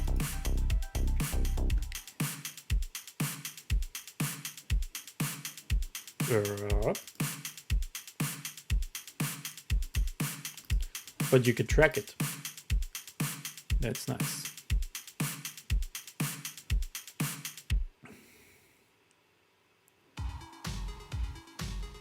Okay, I think it's fine.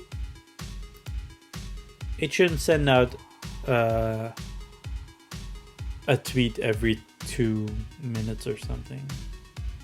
That would be crazy. You can actually make a folder. Stream. I know, pre-optimization. I can only have home. And I'm trialing professional. Okay. Can I move it? Move the folder. Stream. Done. Move Zap to home. What? What? Where's my Zap? Okay.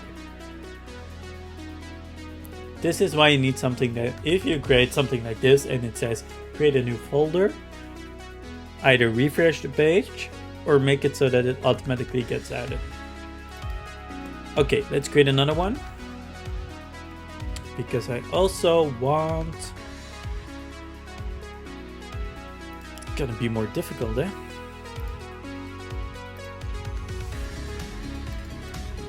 Huh? No.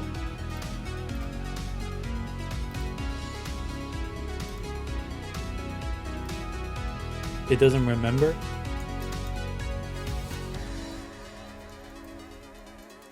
Why am I so bad at typing when people are looking? So it's this one. Continue. Test the trigger, making sure I get stuff. That's nice. Continue. And I want to go to, I already have Twitter. Facebook pages.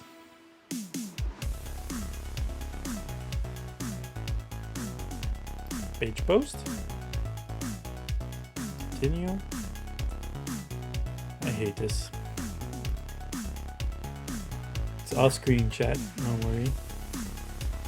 Yes, continue. And I want to give it access to this one. Oh, chat, this is pretty cool. So, Facebook gives you a list of what you want Zapier to allow.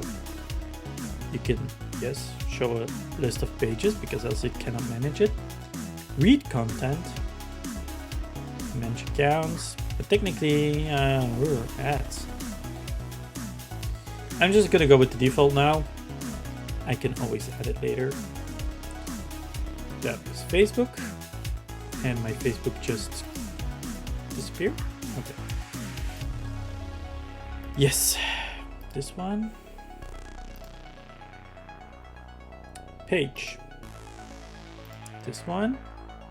So chat, I also have a Facebook page. Just saying.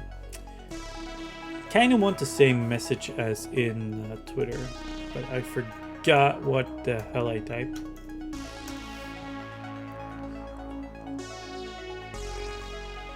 Alright, going live on Twitch, double point.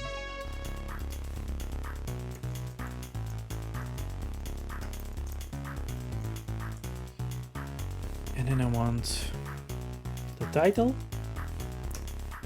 new line streamer info, and then I forgot the link. Well, let's change it up, right? Let's not do the same stuff everywhere. Oh, typo. Twitch.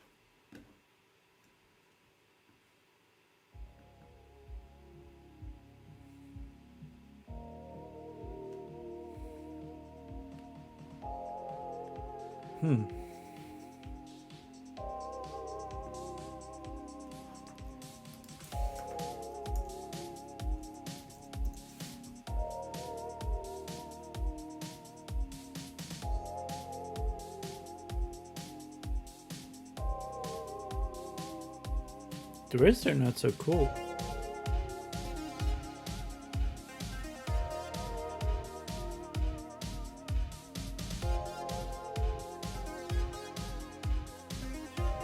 So sad. Oh. It's not as cool as I thought it would be.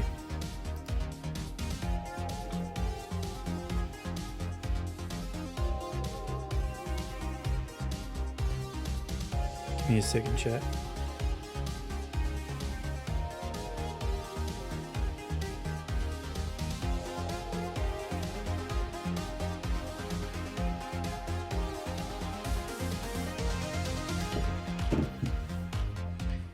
Give me a second.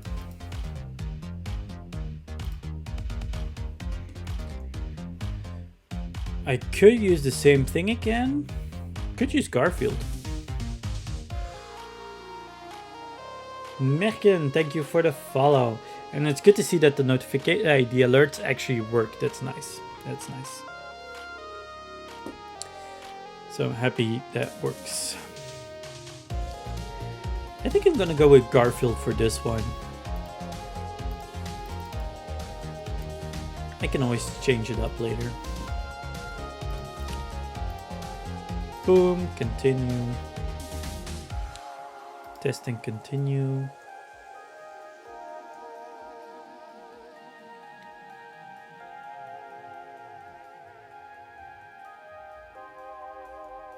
Oh, that's just great. Like, yeah. We got it. I have to go into my Facebook. I'm gonna do this quickly off stream. Just to make sure. Don't want to share any super public data. Give me a second, chat. And it's there. There's just one issue. The GIF is not working. It's just a picture. Oh well. Turn on the Zap. It's fine. Go to my Zaps. So I got Twitch to Twitter, Twitch to Facebook. I'm wondering if you could do a Twitch to Instagram.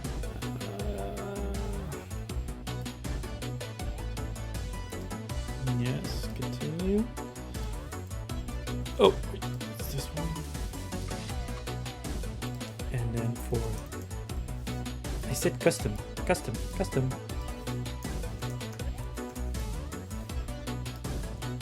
Okay, continue. Test the trigger, so let's see if I get the data correctly. That's right.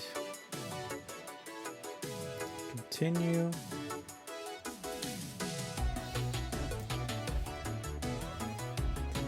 No Instagram stuff available.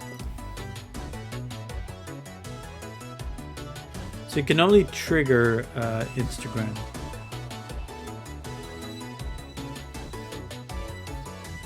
So Instagram is the one thing you cannot. I heard there. Oops, sorry, chat. I accidentally hit my mic. Apologies. So that means you can even do stuff like an SMS. Who wants to receive an SMS, chat? But then I think I'm actually done with this. Go back. So we have 2. This is draft. Trash. Twitch to Twitter. Name.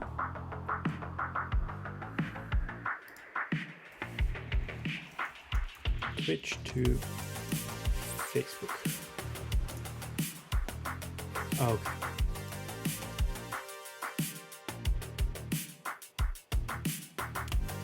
That means that we're actually kind of done with what we're going to do today. It's 3 o'clock.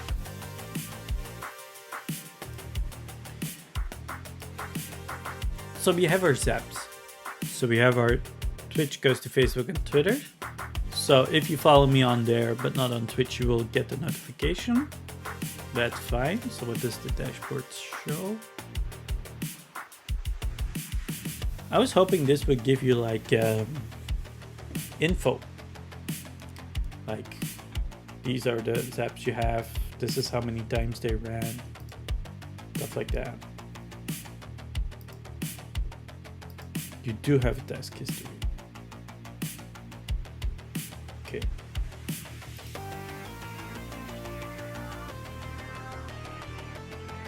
All right. Zapier can go into streaming because that's what I use it for mainly. Okay, we're on the stream now for 2 hours. Zapier has been set up. I've set up the automation of starting a stream, the automation of pushing notifications to the stream. All the other stuff like alerts is handled by Streamlabs. So I think automation wise we're as good as done. At least for stream.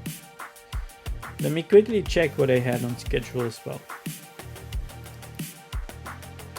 Yes, so Zapier.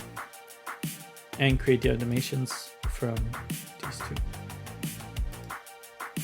The only thing that does not work is Instagram.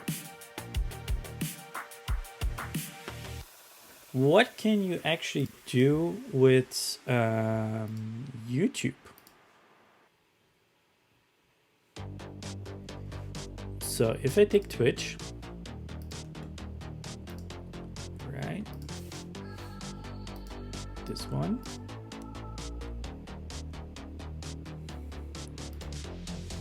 custom,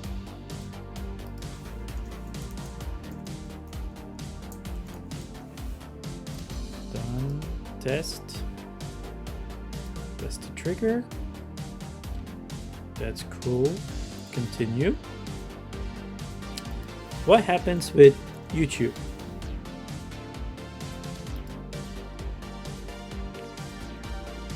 Choose an app and event. So you can only upload a video. I could automate the upload, but actually you can already do that with Twitch. So, and I tend to always first mess around with the stuff. No, we're not gonna do this one. The weird thing is if you go back and technically nothing is saved, it keeps the draft. Also, you get the screen where it says login, please. I'm not sure why. Okay then. That means automations are done. I'm gonna take a quick around 5-minute break. I'll be back at 3:10. Might be faster. But I'm gonna take a quick break, stretch the legs, have a little bit of a drink, and I'll see you back in a few. Stay tuned.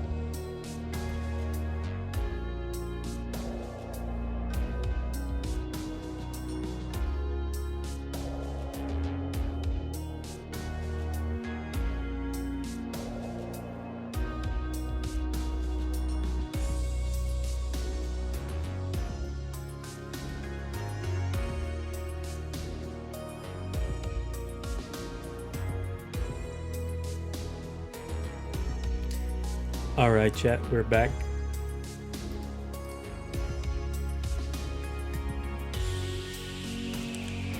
So far we automated my setup locally, so I can easily start the stream thanks to Workspaces.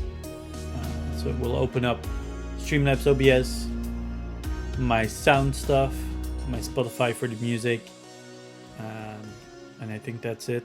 Maybe I also added Safari, I think. So that's good.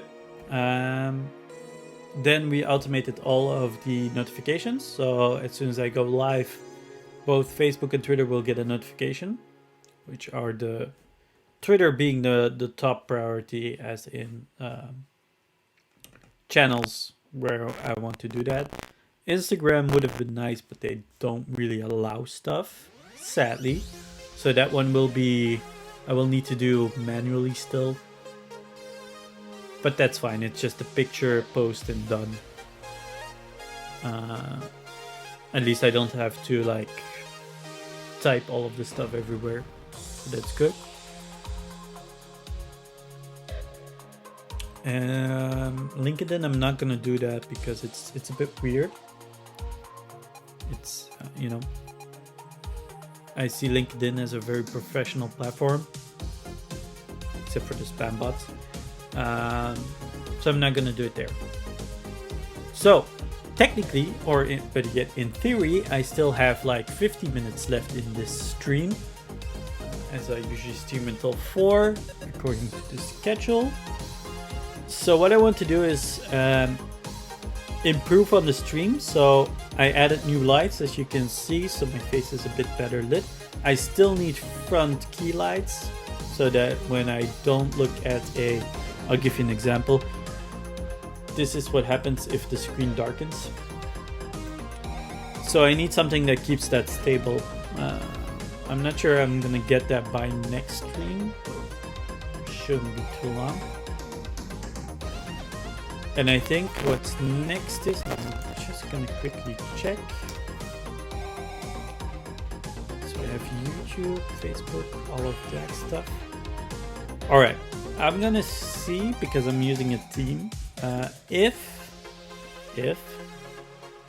the site can handle a Twitch icon. So I'm gonna quickly open that. So that's what we're gonna do next.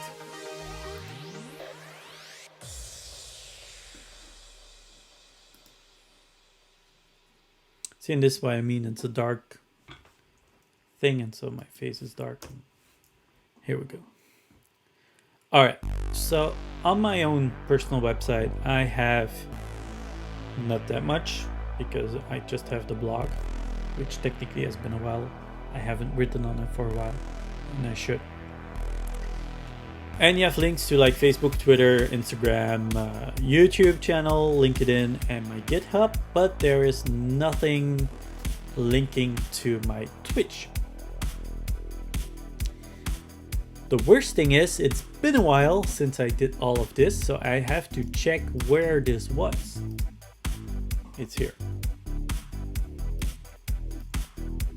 So let's just quickly copy. If that's it, then it's gonna be pretty fast. So Twitch, but I don't know if it supports Twitch. That's the whole it's twitch.tv. Apparently not. I don't see it.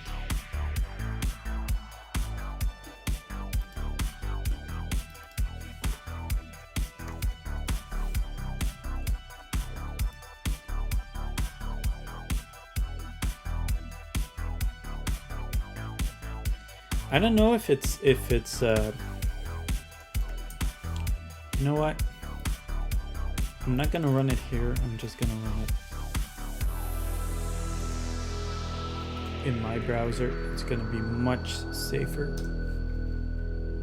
Where I can at least do stuff.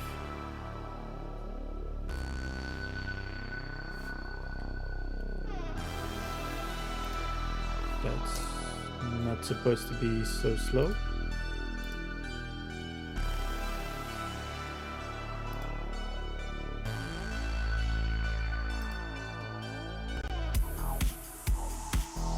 Let me quickly check what's going on.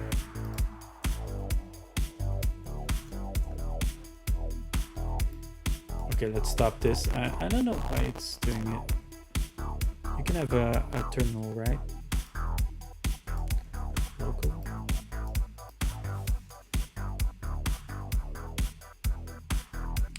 So it's Hugo server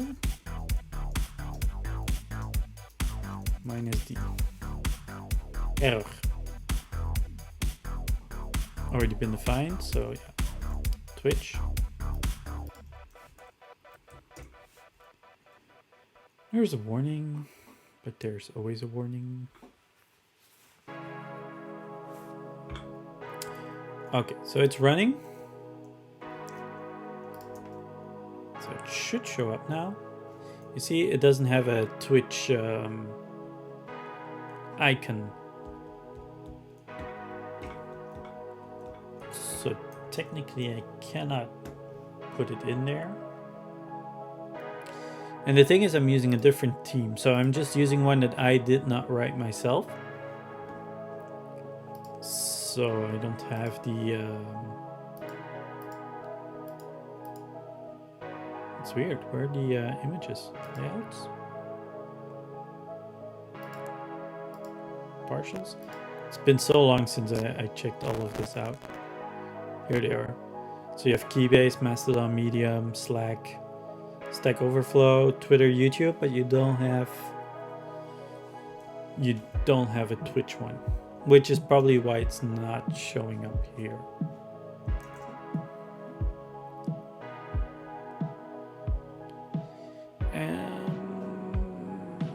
If I'm not mistaken, you can override partials. Yes. So what happens if I add a SVG? I'm just gonna try it. I hope this doesn't already break it. So Twitch icon SVG. It's not gonna be the same. That's the biggest issue. Unless I can get something like this. Because technically it should turn purple, so if the inside is different.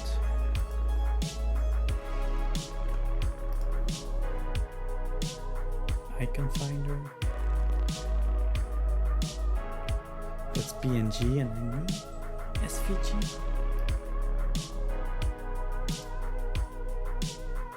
I'm just gonna try it.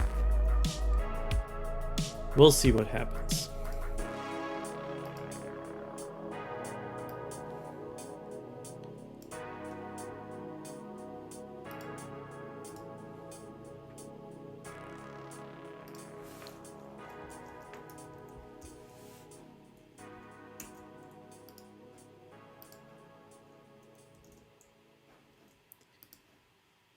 And they probably have it somewhere as well that you need to have like some logic to get the param. But I'm not sure where that part is done. Is it in the site header?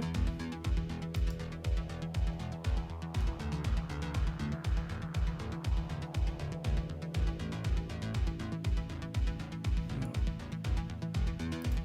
It's not.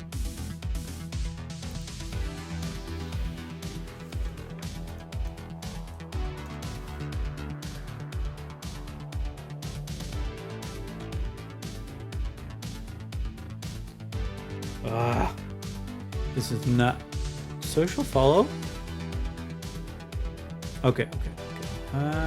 So apparently social follow is this with param Stack Overflow.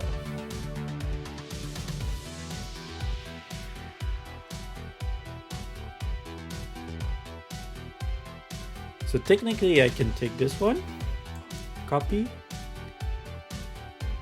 paste it into my partials.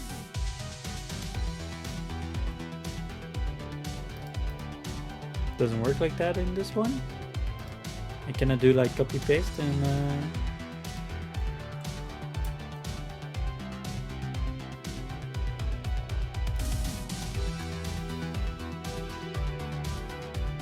apparently not. At least I'm not seeing it.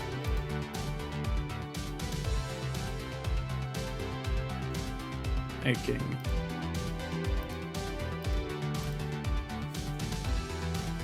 So how was it called? Social follow? I always thought it was gonna ask me for my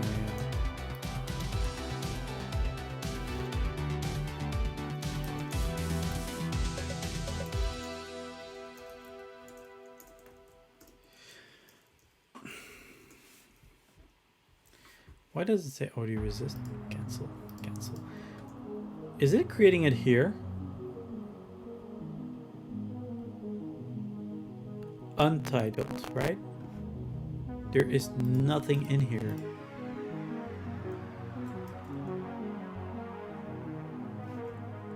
Stop doing this, please. Is this menu not refreshing?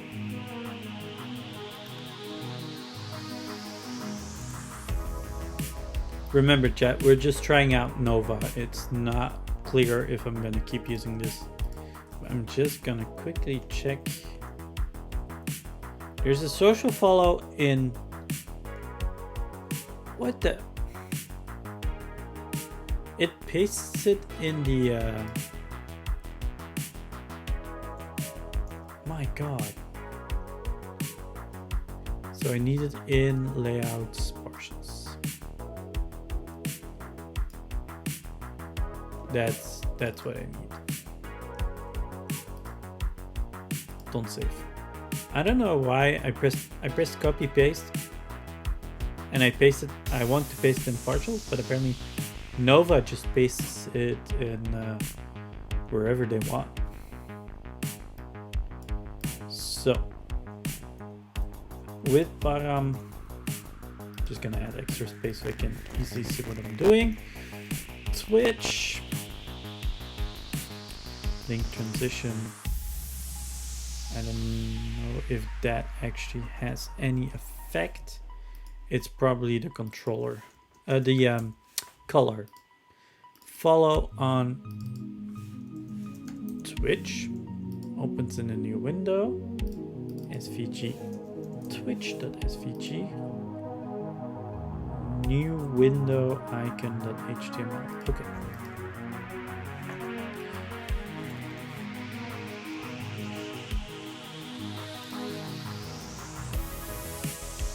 Okay. This is not how we want it, but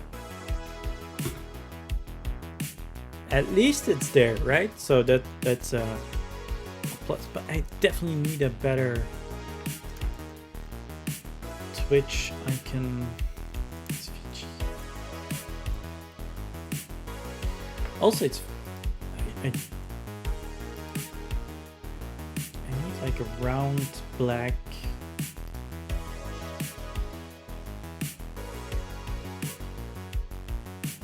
Something like this, right? But it's more grayish. But then again, colors is easy to change. Yes, allow.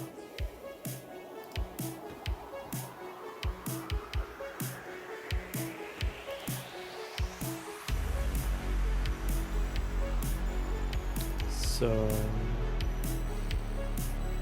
this is even worse.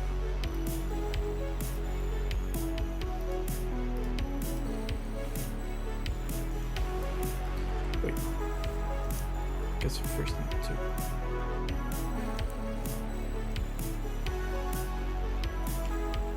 Do this. Okay. Now it's smaller, but it does look kind of better.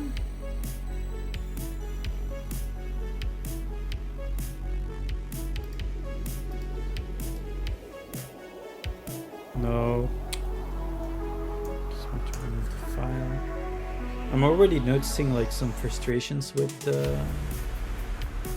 Nova that is not the same as how I would expect it anywhere else.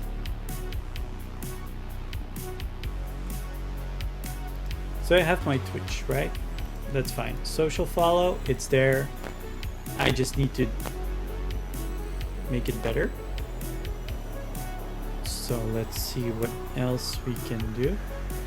Let's open YouTube, so it's an SVG. Okay, so this is probably something we also need.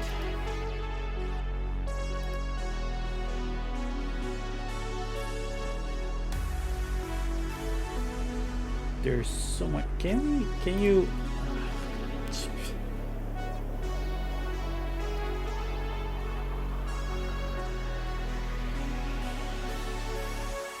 I know that like PHP Storm has this option to say like clean the code, and then it like nicely formats the code. I'm not sure. How do you open the God damn, I keep forgetting.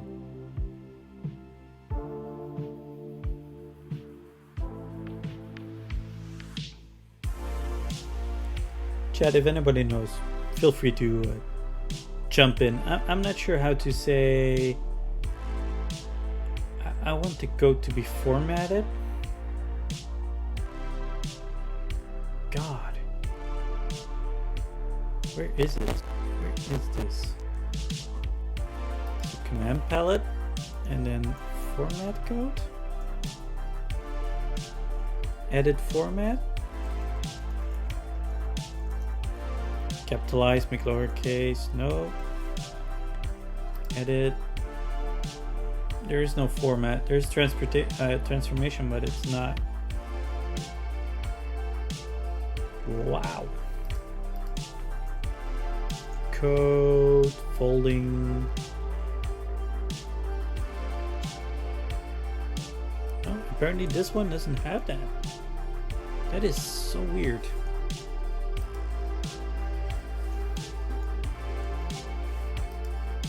Okay, since it's not going exactly the way I want it with this, Nova is being annoying.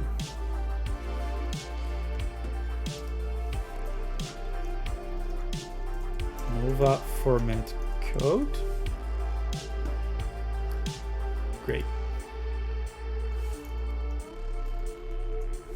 App Nova.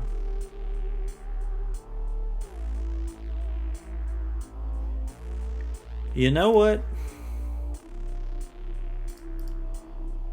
Use what you always use. That's just the easiest thing.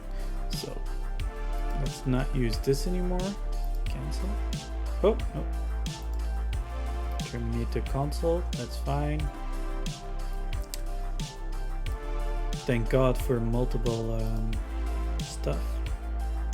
Open. Projects. Open.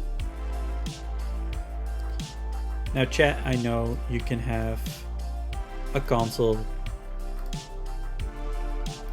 in your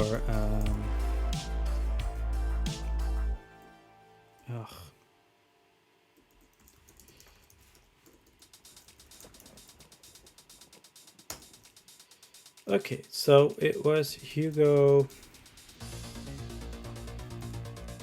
server minus D for the stuff, and then C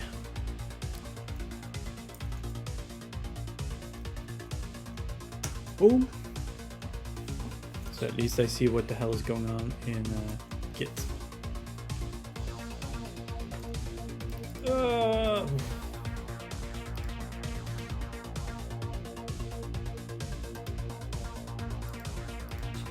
There's no git ignore in this one?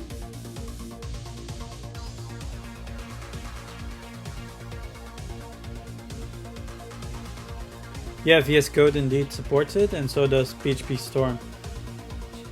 I'm not a huge fan of VS Code.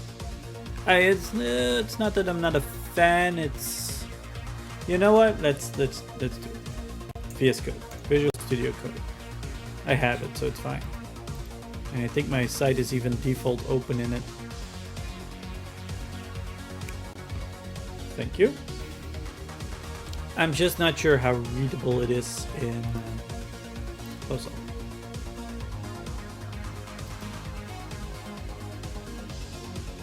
Wait, what did I just do? Oh. But it's already running out. I'm gonna keep it like this for now. So, SVG. This is mine.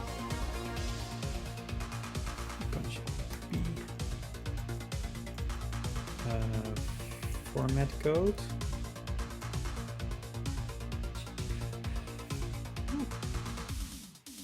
Yeah, format document, but I still need the XML formatter, apparently.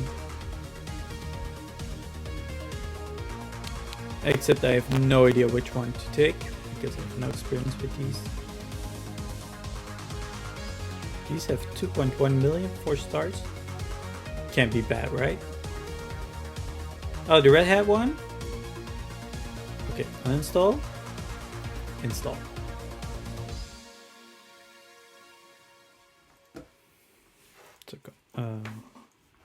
All right. So, chat, I did this thing where you have like, oh no, it's not. It's because it works different. Format documents. It's still not what... Actually, no, that makes complete sense, right? Because Twitch only has very simple paths. And then you have these themes, layouts, partials, SVG, and I'm gonna use the YouTube one as a base. Okay, and then I do the same format document. I swear to God, chat, I will have a look at improving working with this. Whoa! Okay, I just want to make it more clear, but this is overkill. This actually makes everything big. That's crazy.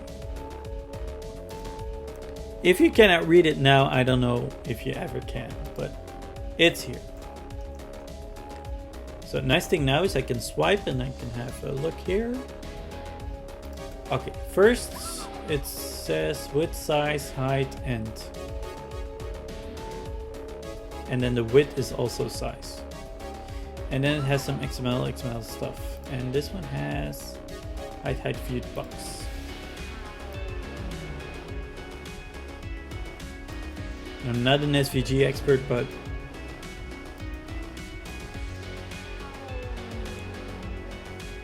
what? What? Why is it super slow? Why is it so small?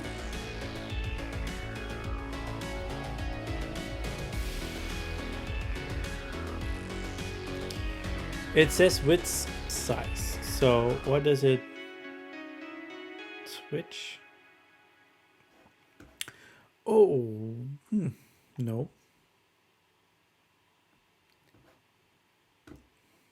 So I have to static CSS.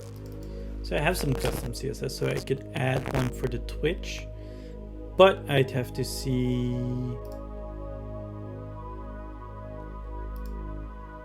the SS8. No, wait. So this is the team.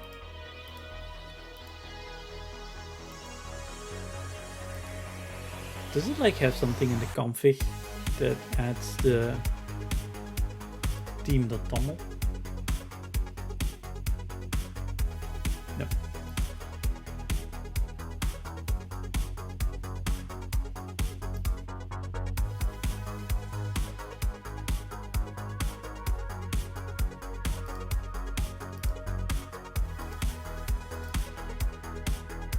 Of course, this is the minimized version.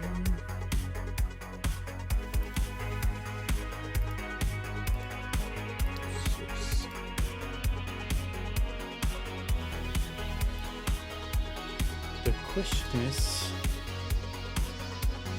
where?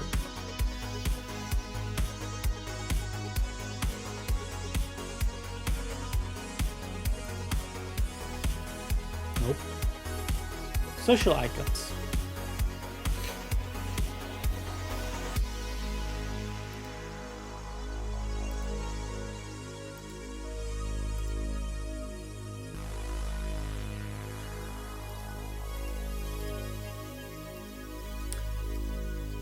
Move the CSS to the side. So that's fine, right? I can do the same here. Say, I know it's not clean, chat, but I just want it at this point just to work. So .twitch. That means it's now nice and gray. It already has the little Twitch link icon. That's nice. What else? So you have the hover and then you say which color you want. And that's basically it. So just take one.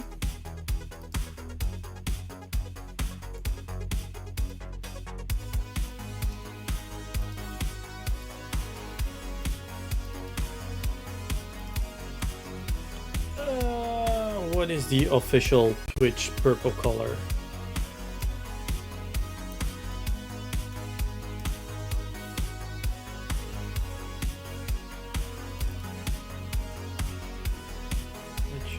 This. That seems purple. Okay, so now these work. Terribly sorry, chat, but I hit the mic again. I'm just not used to having it in front of me. I need a boom arm, but that's for the future. So the only thing I now have to figure out is why is it so small?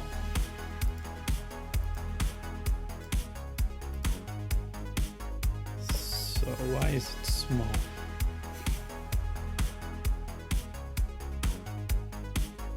I'm guessing it has to do with the view box, right? It usually is the view box.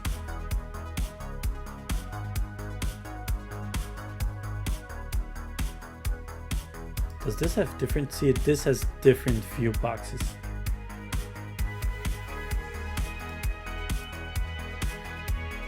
What was the original view box for this? And then I can play with it. 24. See, because this is actually not that bad, but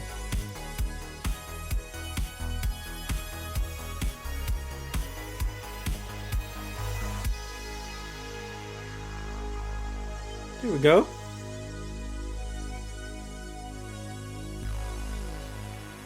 Now it's like nice and is it the same size? It's difficult to see. It's like an illusion. Do I have a ruler in this stuff? Can I do it with the... Well, that's not what I wanted. That's definitely not what I wanted.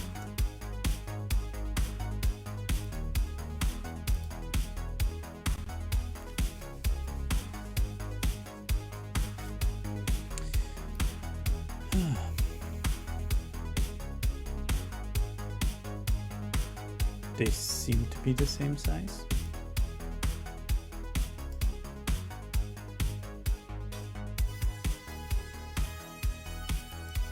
So it's 44 and 36. 44 and 36, and it fills up somewhat the same. SVGs 32 and 32. 32 and 32. Okay, so we just added our icon for Twitch. Now, one of the things I want to do is I want to completely revamp this blog, but I first want to be more active in the blog. That is one of the things I need to do. But we now have a nice Twitch link. So the Facebook, the Twitter, Instagram, YouTube link, Twitch link, LinkedIn link, and GitHub link. And if I click it, I should go to my Twitch.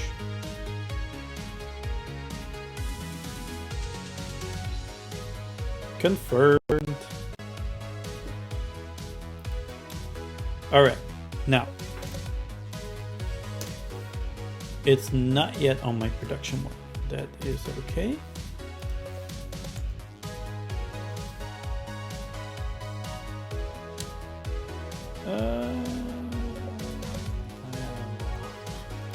I need to fine tune the VS Code. It's not the nicest layout I have right now. So let's check. So we need to add the tunnel, the sites, the social follow to override it, and then of course the SVG stuff. And then I wonder what I modified in the themes here. I modified this one. Oh yeah, that's right. That's true. There we go.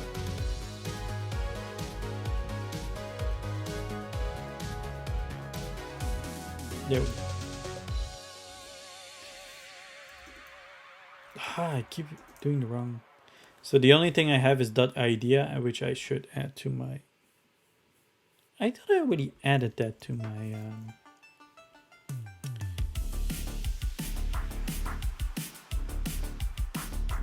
So that would be .getignore. Why is it Nova getignore?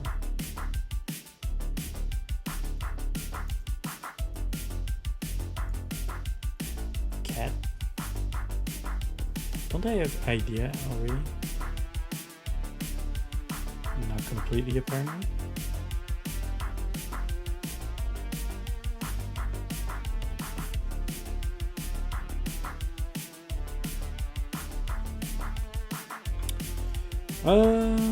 So let's do Vim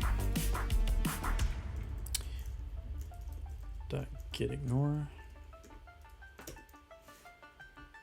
Let's just quickly add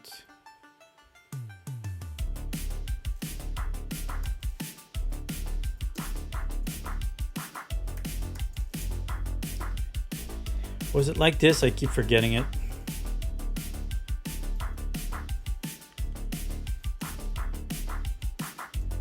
Yeah, okay. The idea never gets committed. So git commit at Twitch, 2 social follows, a push, all right, and then on the actual live one, unless my Netlify is not working anymore. This is taking long. Netlify? Hello?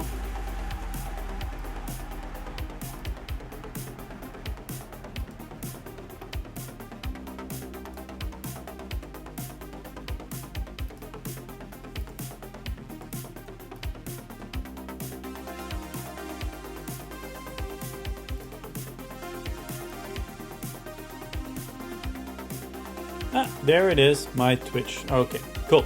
Just takes a while. Okay, that's nice. So now we have a Twitch link in our social follows. And it's also at the bottom, so that's nice. And in line with all the rest as it was built. Pretty cool, pretty cool. Pretty cool. So that's that. Anything else I want to do right now that does not take too long?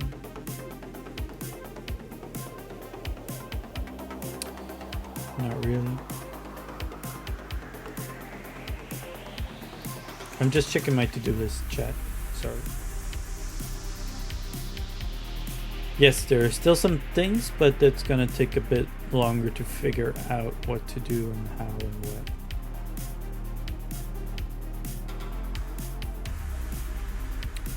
Okay, but we'll do those probably in the next stream. Everything stream-wise and channel-wise has now been, I think, set up.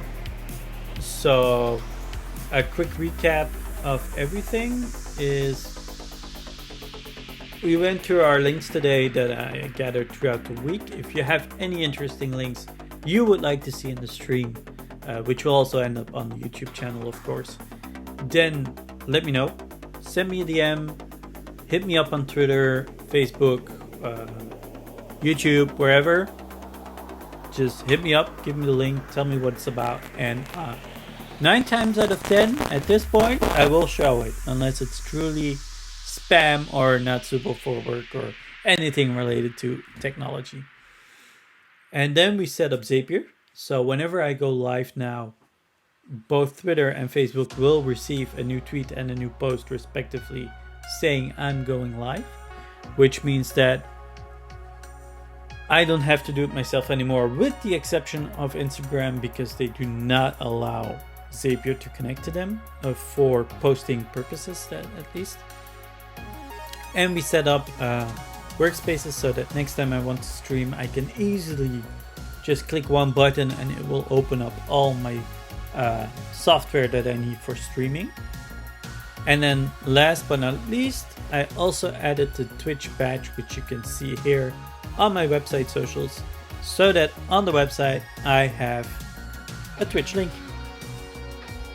Now for next time we will do another link, of course. We do that every Friday, LinkFriday. I'll probably add a we can do that actually pretty now. We can do that now. I'm gonna add a Twitch that's technically on Streamlabs. There we go, dashboard.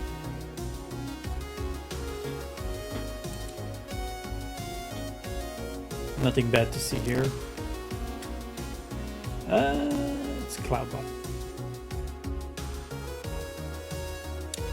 Commands. So we'll add a command. Command bot, whatever. Command will be LinkFriday.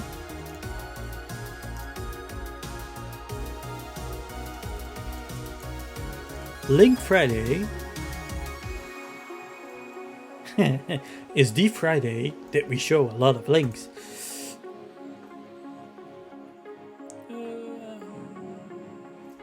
During LinkFriday.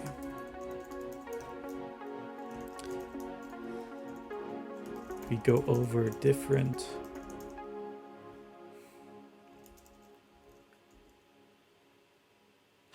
chat. How would I say this? During LinkFriday, we go over different links collected throughout the week related to technology and development.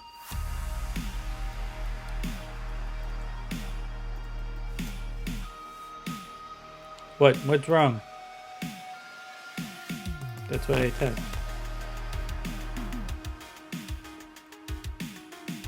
This thing pops up everywhere. It's crazy. Oh, should I like make a can you? But I don't know if you can in this one. Anyway. feel free to submit your own. Oh, leave me here or on social media.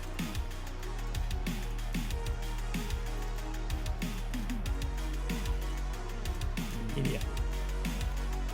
Links for those are in the description.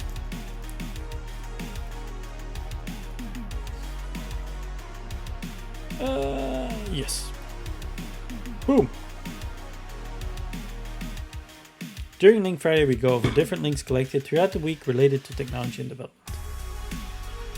I think that's good. That's nice.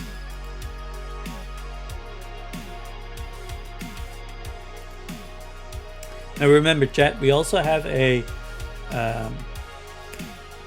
box in the descriptions for suggestions.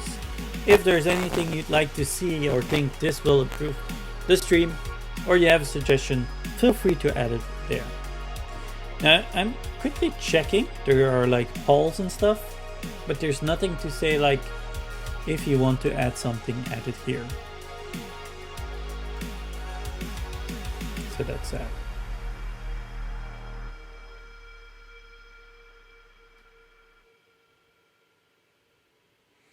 All right. But we've been going for 2 hours and 50 minutes. It's almost 4 o'clock.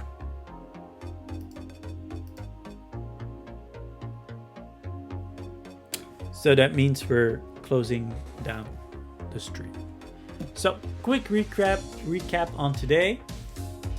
Optimized the marketing between brackets of our stream. So whenever I go live, Twitter and Facebook will get a notification, or at least a tweet and a post.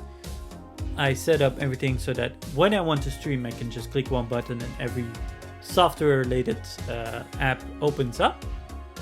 We added the Twitch link to the personal website, and we went over our Link Friday. So I'm going back online next Friday. I might do another stream somewhere during the week. It depends a bit on how things are going here in the household and with my clients. And so next Friday I'll definitely be online. We'll do another Link Friday, and if everything goes well, unless I already did it in a prior stream, we'll also continue working on the personal website. I'm gonna add some stuff, gonna figure some stuff out. Maybe we'll also set up Visual Studio Code to make it work more for me the way I like it, because now it's pretty gray, pretty dark, and maybe I can get some key lights by then as well, but I'm not 100% sure. So I hope you enjoyed the stream. Hope you learned something new or saw something interesting. And if you have any suggestions, feel free to fill it in the box or DM me on Twitch or on social media. If you think it's interesting, you don't want to miss the next stream, hit that follow button. It's much appreciated. It helps me support and grow this stream, this channel, and we can do some fun stuffs in the future. Maybe with interviews with other people, maybe even have like a show on a different day where we invite someone to talk about something or guide us through something in technology wise. I'm still playing with a lot of ideas, but I know for myself I have to focus first and really write down what it is that I want to achieve and what I want to do. All right, so that is it for me today. I wish you all a lovely Friday, lovely weekend, enjoy it, and I'll see you all next time. Bye.